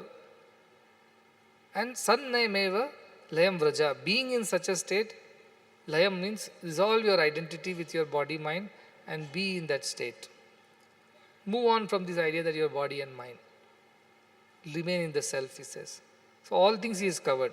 Sukha, dukkha, which we always are trying to have, be happy and avoid sorrow, or success and failures, because some things will work out, some things won't work out in our lives. And finally, the life and death itself. In all these situations, remember you are Purnamada Purnamidam, you are complete always. You don't need any of these things to complete. Nor any of these things can make you feel any lesser. You're always the same, like the ocean with many waves. And at the end, just realize this and be in that state of self. Layam Vraja, just be in that state. Again, he's repeating that. And this is how the Jnani should live in the world, is what he's saying. If you really have become Jnani, here onwards you should feel that completeness, complete fullness. You don't feel unfulfilled or don't feel incomplete. You don't need anything to complete you. You are ever satisfied. Santushtah satatam yogi, he says. Always happy in all situations, always calm and composed. How? Because you realize that you are the self which does not change with all these changing things. That feeling should be your permanent, consistent experience, and be in that state, he's saying. When things go right, all spirituality makes a lot of sense. Everybody can be a spiritual, everybody is a devotee when things are going right. When there is sukha is there, asha is there, or jivita is there. All things look good. God is good, everybody is good, you are good, life is good. When the other side happens, dukkha happens, nirasha happens, mrityu happens, everything turns topsy-turvy. Why did I fail in this? Why did I get a disease? Because of sickness I'll die. Or why I am having all these sorrows in my life? You start questioning all these things. I always tell people when they question me or God in general, that why all this sadness to me only? When I ask them, when you were happy, you didn't question why all this happiness to me? There are so many people who are sad out there. Why not give my happiness to all of them? When good things happen, we don't question God. Why are you blessing me with so much of success? Why are you being so gracious to make me so happy? Why are you making me live so healthy and hale and hearty? We never asked God for that. When things go wrong, why I have to go through this? Why I am suffering? Why I am to go through this sorrow? Why this disease to me only? Where are you? Do you even exist? This is the problem. That samatva is not there. In good times we are okay. But bad times we question everything. So he's saying in both the things, be same. Why? Because you are complete. You don't get reduced or don't get increased by favorable or unfavorable situations. You are the same. Yes, other things around you may get increased or decreased accordingly. Your friends will increase when you are having good time. Bad time, they will all leave you. Your money will increase when you are having successes. Your money will reduce when there is no success. When you are having nice things happening, you may be happy. Other times you won't be happy. But all this is the outside. The inside you is always the same, steady and stable. Best is this water cycle. In the ocean, water evaporates, becomes the cloud. The ocean doesn't reduce. The clouds rain, they become the rivers, they come back to the ocean. The cycle completes itself. It's always going on and on and on. And ocean never feels, I'm losing so much of water because of this sun. And does not feel joyful that, oh, so many rivers are coming and merging in me. Today I'm having so much more water, I'm happy. The ocean remains the same. One side it is losing water, one side water is coming. It's a continuous circulation. Likewise, our life also, dukkha, dukkha, labha, labha, jaya, jaya, will keep coming and going. But we remain. We stay. That understanding has to be developed. Otherwise, how do you deal with life, you tell me? Life is so unpredictable. And today what you call a VUCA world, we call it, very volatile. You cannot know what is next, what is going to change tomorrow.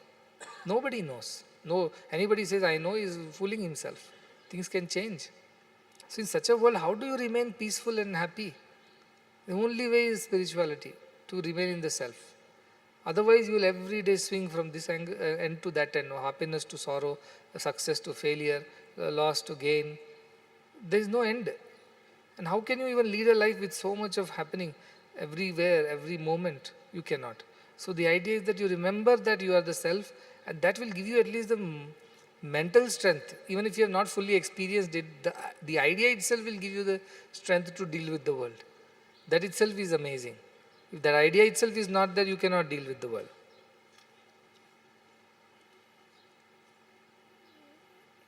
That's it, is it? Yeah, good.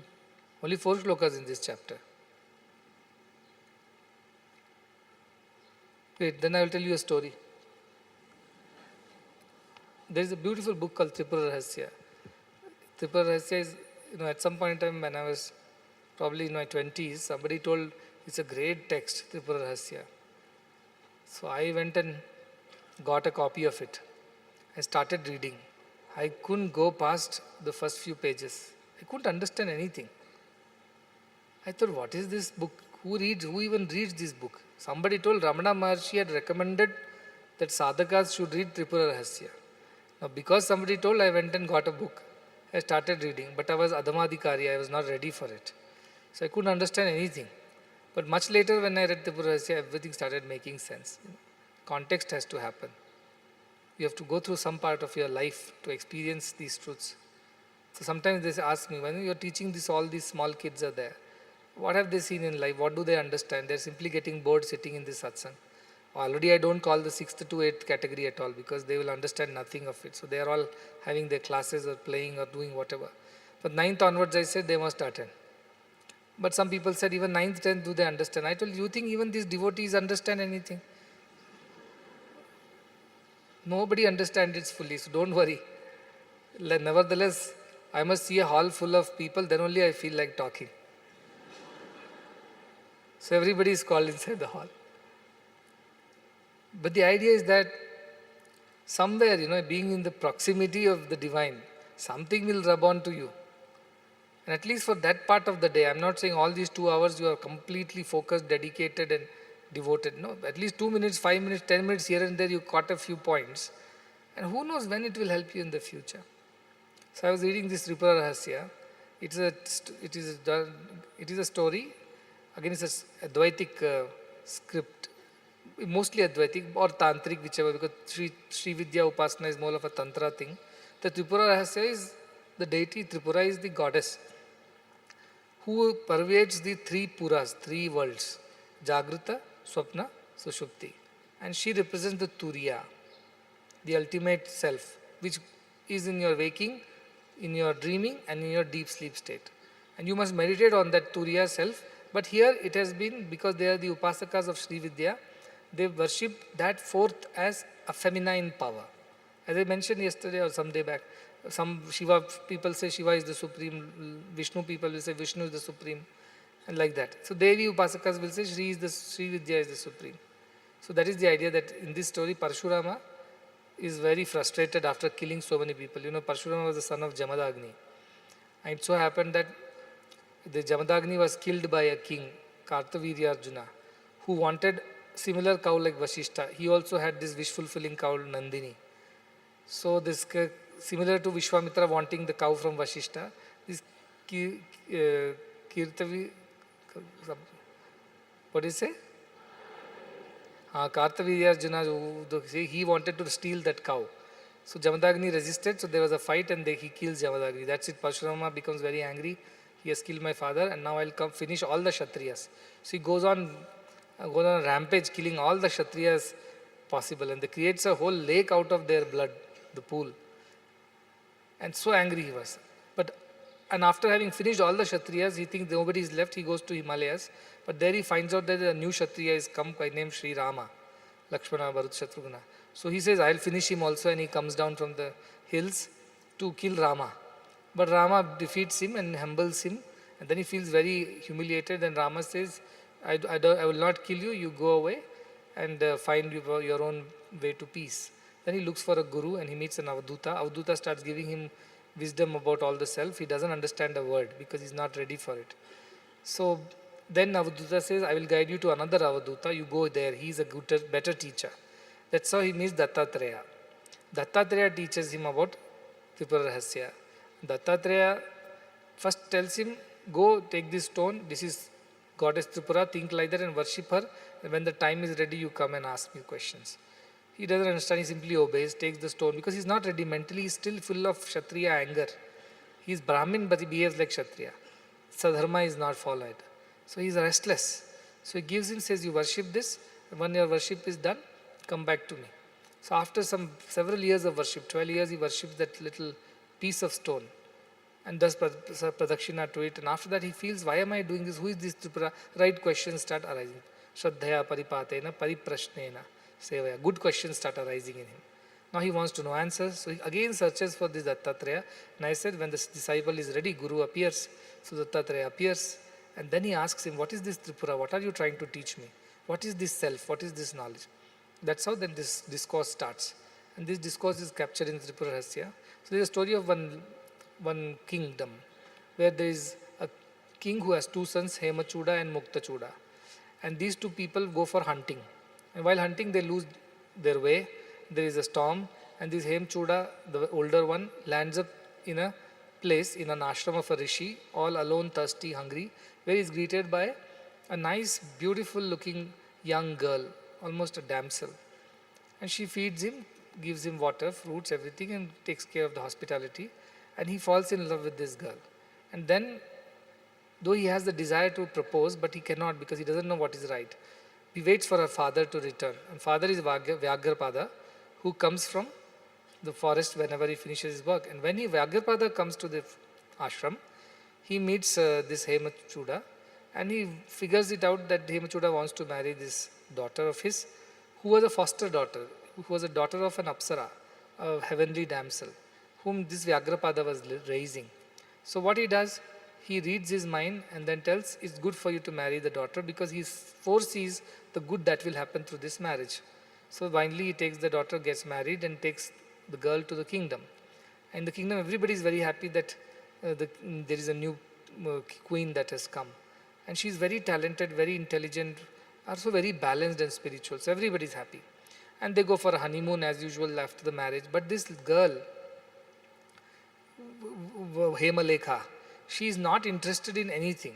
Though she is going along with this Hemachuda, wherever he is taking her, and involving in whatever he asks her to be involved in, participating, but as if she is distanced from everything. So Hemachuda feels very uncomfortable. He says, why is it that you are not enjoying anything? Why is it that you feel that, I feel that you are aloof and separate from everything? You are distanced from everything. What is going on? Are you not happy with this marriage? Are you not happy with me? What is the problem? She says, no, nothing like that. I am fine. I am okay with everything. Everything is going fine. But you don't seem to be enjoying. You don't seem to be involved. Then she says, what should I enjoy? The joy that you are trying to experience, even animals experience that joy. Even the insect in an excreta also experiences the same joy of marital bliss that you are trying so hard to experience with me. What is there in that, she says. He is shocked with such a word, like calling him equal to an insect in an excreta, who also wants the same pleasures, ahara nidra, bhaya maithunam cha. So he feels very humiliated. But still, because he is not ready for spiritual things, he wants to still continue to enjoy his marriage. But after some time, it starts hurting him. He starts feeling guilty that my wife thinks of me like this. I am like an insect in an excreta. So that disturbs him. So now he really wants to know why his wife is so beautiful, she's so young, why she is not involved in the pleasures of the world. And then she teaches him about the self. But before that, she tells him, you go and do some sadhana. So he calls all the, typical of those, call all the pandits, get all the books, get everything. I'm going to start my spiritual journey. The stringing and unstringing the instrument. So he calls everybody, collects, everybody starts giving him all the wisdom. Nothing goes inside because he's not ready. So he gets frustrated, again comes back to her and says, nothing is going inside, what are you telling? He says, it doesn't go inside like this, you have to prepare for it. You withdraw from all these things and meditate on the self. Then he says, okay, I will go, and he builds a tower and goes and sits on the 9th floor of the tower so that nobody can come near him. Now, many of these touch me not devotees are there. They are very big sadhakas. And they don't want anybody to come even near them, talk to them. They have this idea. Like that he built one tower and sat on the 9th floor.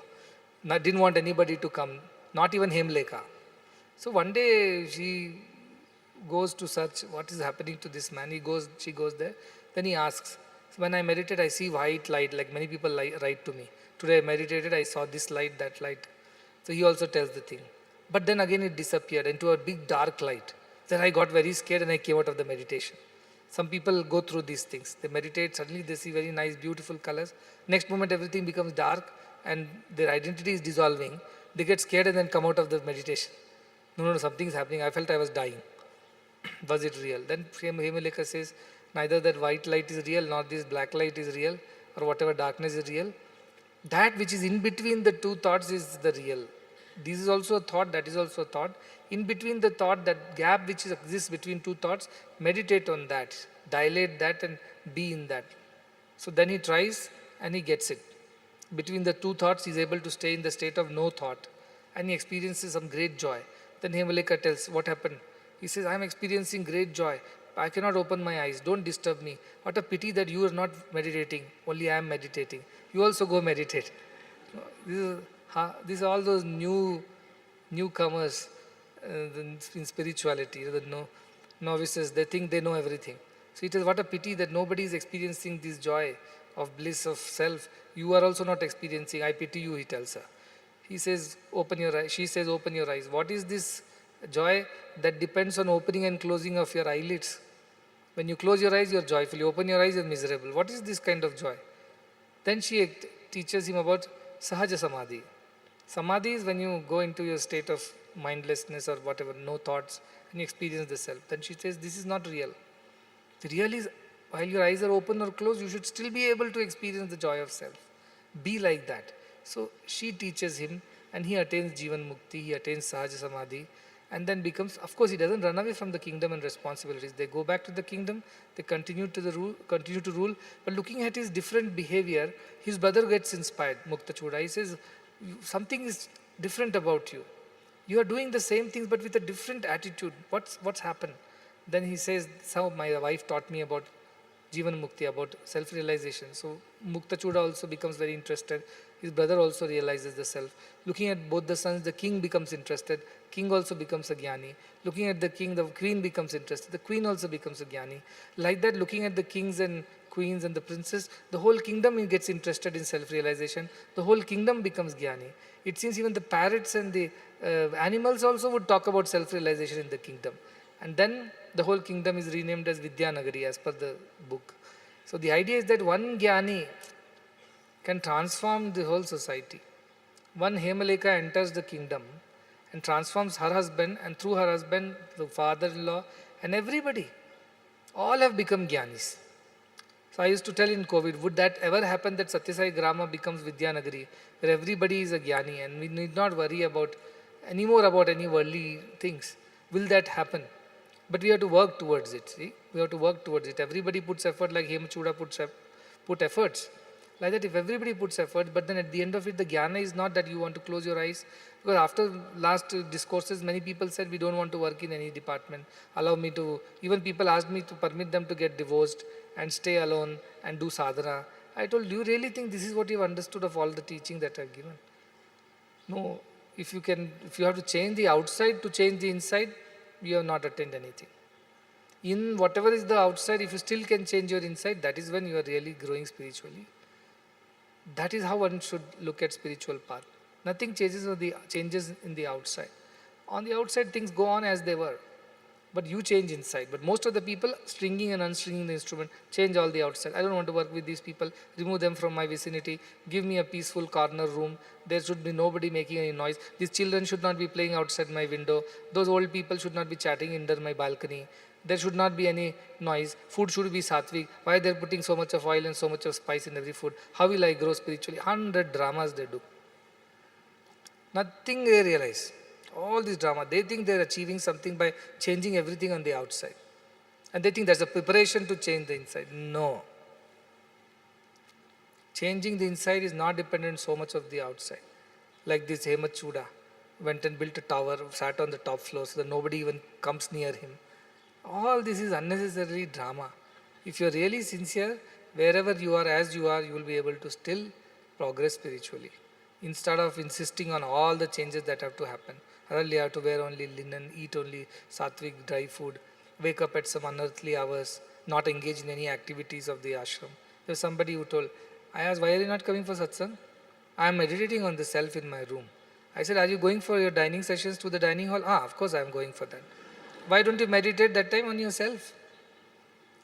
People are like that. I don't need satsang anymore. I don't need to see Swami. I don't need to go anywhere and participate in anything. I have realized I have to meditate in my room.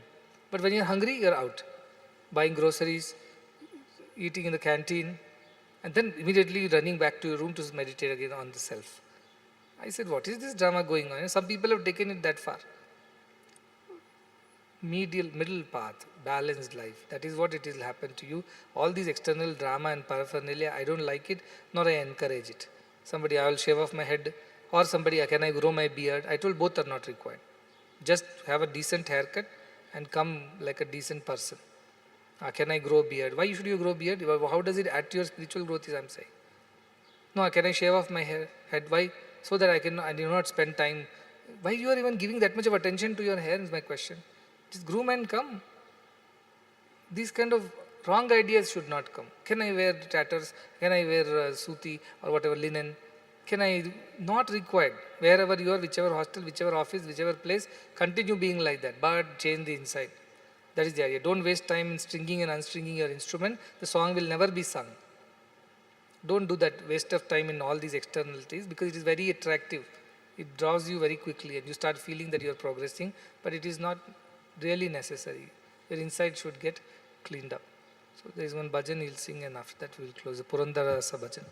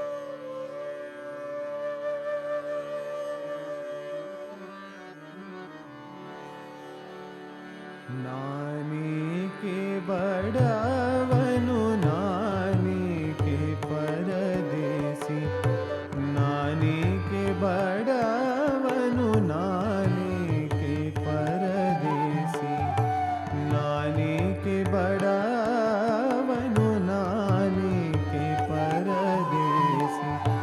Srinidhi हरियनगे नीली रोतना का, श्रीनिधि हरियनगे नीली रोतना का, श्रीनिधि हरियनगे नीली रोतना का। नानी के बड़ावनु नानी के परदेसी, नानी के बड़ावनु नानी के परदेसी।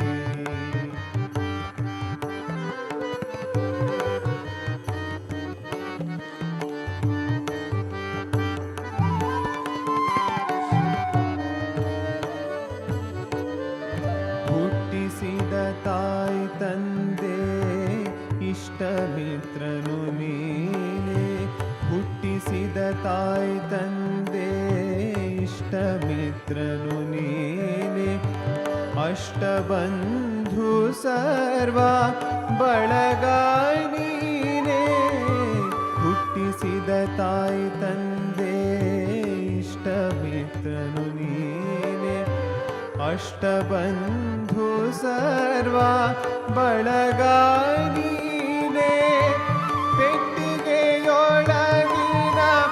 ಅಷ್ಟಾಭರಣ ನೀನೆ, ಪೆಟ್ಟಿಗೆಯೊಳಗಿನ ಅಷ್ಟಾಭರಣ ನೀನೆ, ಶ್ರೇಷ್ಠ ಮೂರುತಿ ಕೃಷ್ಣ ನೀನಿರೋ ತನಕ।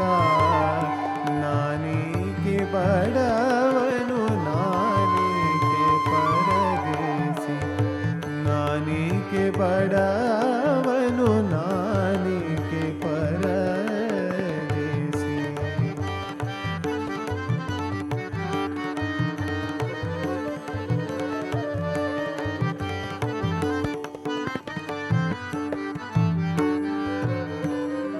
ವಿದ್ಯೆ ಕಲಿಸುವವ ನೀನೇ, ಬುದ್ಧಿ ಹೇಳುವವ ನೀನೇ, ವಿದ್ಯೆ ಕಲಿಸುವವ ನೀನೇ, ಬುದ್ಧಿ ಹೇಳುವವ ನೀನೇ, ಉದ್ಧಾರಕರ್ತ ಮಾಮ ಸ್ವಾಮಿ ನೀನೇ, ವಿದ್ಯೆ ಕಲಿಸುವವ ನೀನೇ, ಬುದ್ಧಿ ಹೇಳುವವ ನೀನೇ, ಉದ್ಧಾರಕರ್ತ ಮಾಮ ಸ್ವಾಮಿ ನೀನೇ, ಮುದ್ದು ಸಿರಿ ಪುರಂದರ ವಿಠಲ ನಿನ್ನಡಿಯ ಮೇಲೆ,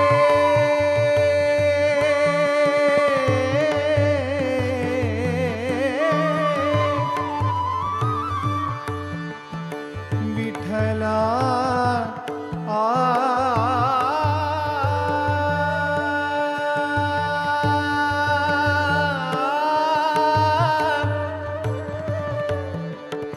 ವಿಠಲ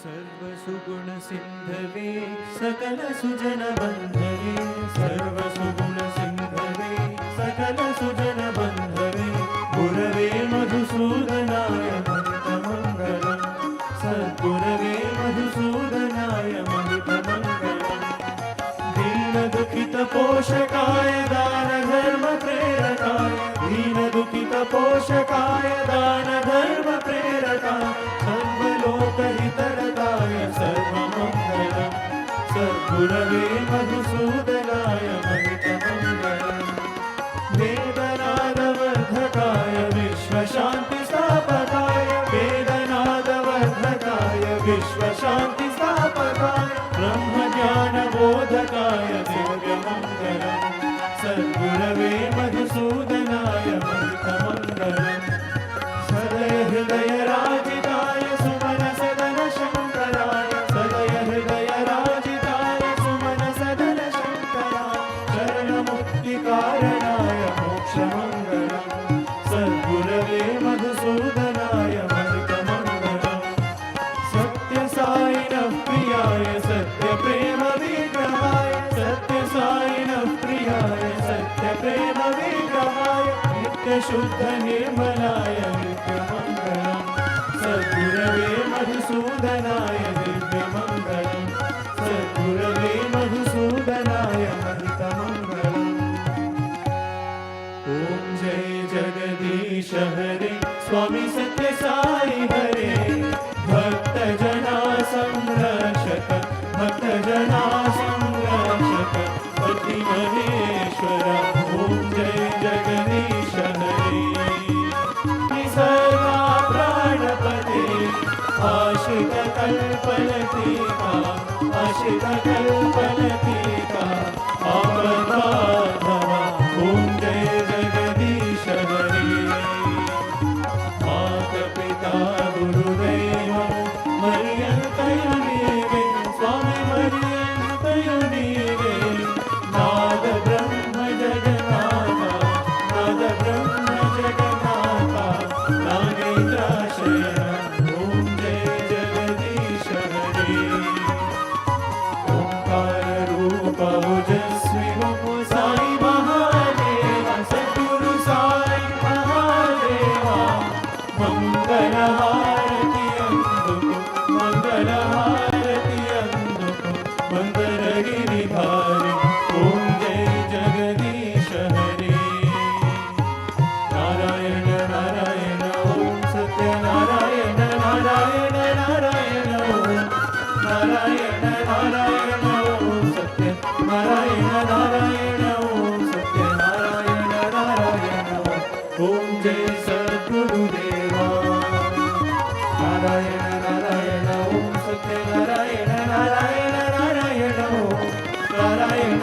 नारायण ओम सत्यनारायण नारायण ओम सत्यनारायण नारायण ओम जय सद्गुरुदेवा नारायण नारायण ओम सत्यनारायण नारायण नारायण ओम नारायण नारायण ओम सत्यनारायण नारायण ओम सत्यनारायण नारायण ओम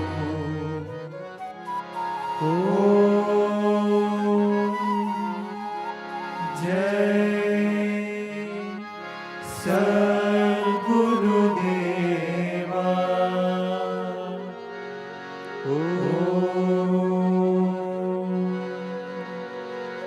शांति शांति शांति समस्त लोका सुखिनो भवन्तु समस्त लोका सुखिनो भवन्तु समस्त लोका सुखिनो भवन्तु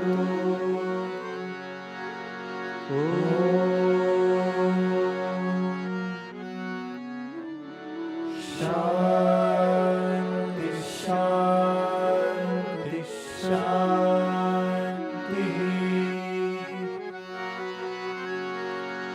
जय बोलो भगवान श्री सत्य साई बाबा जी की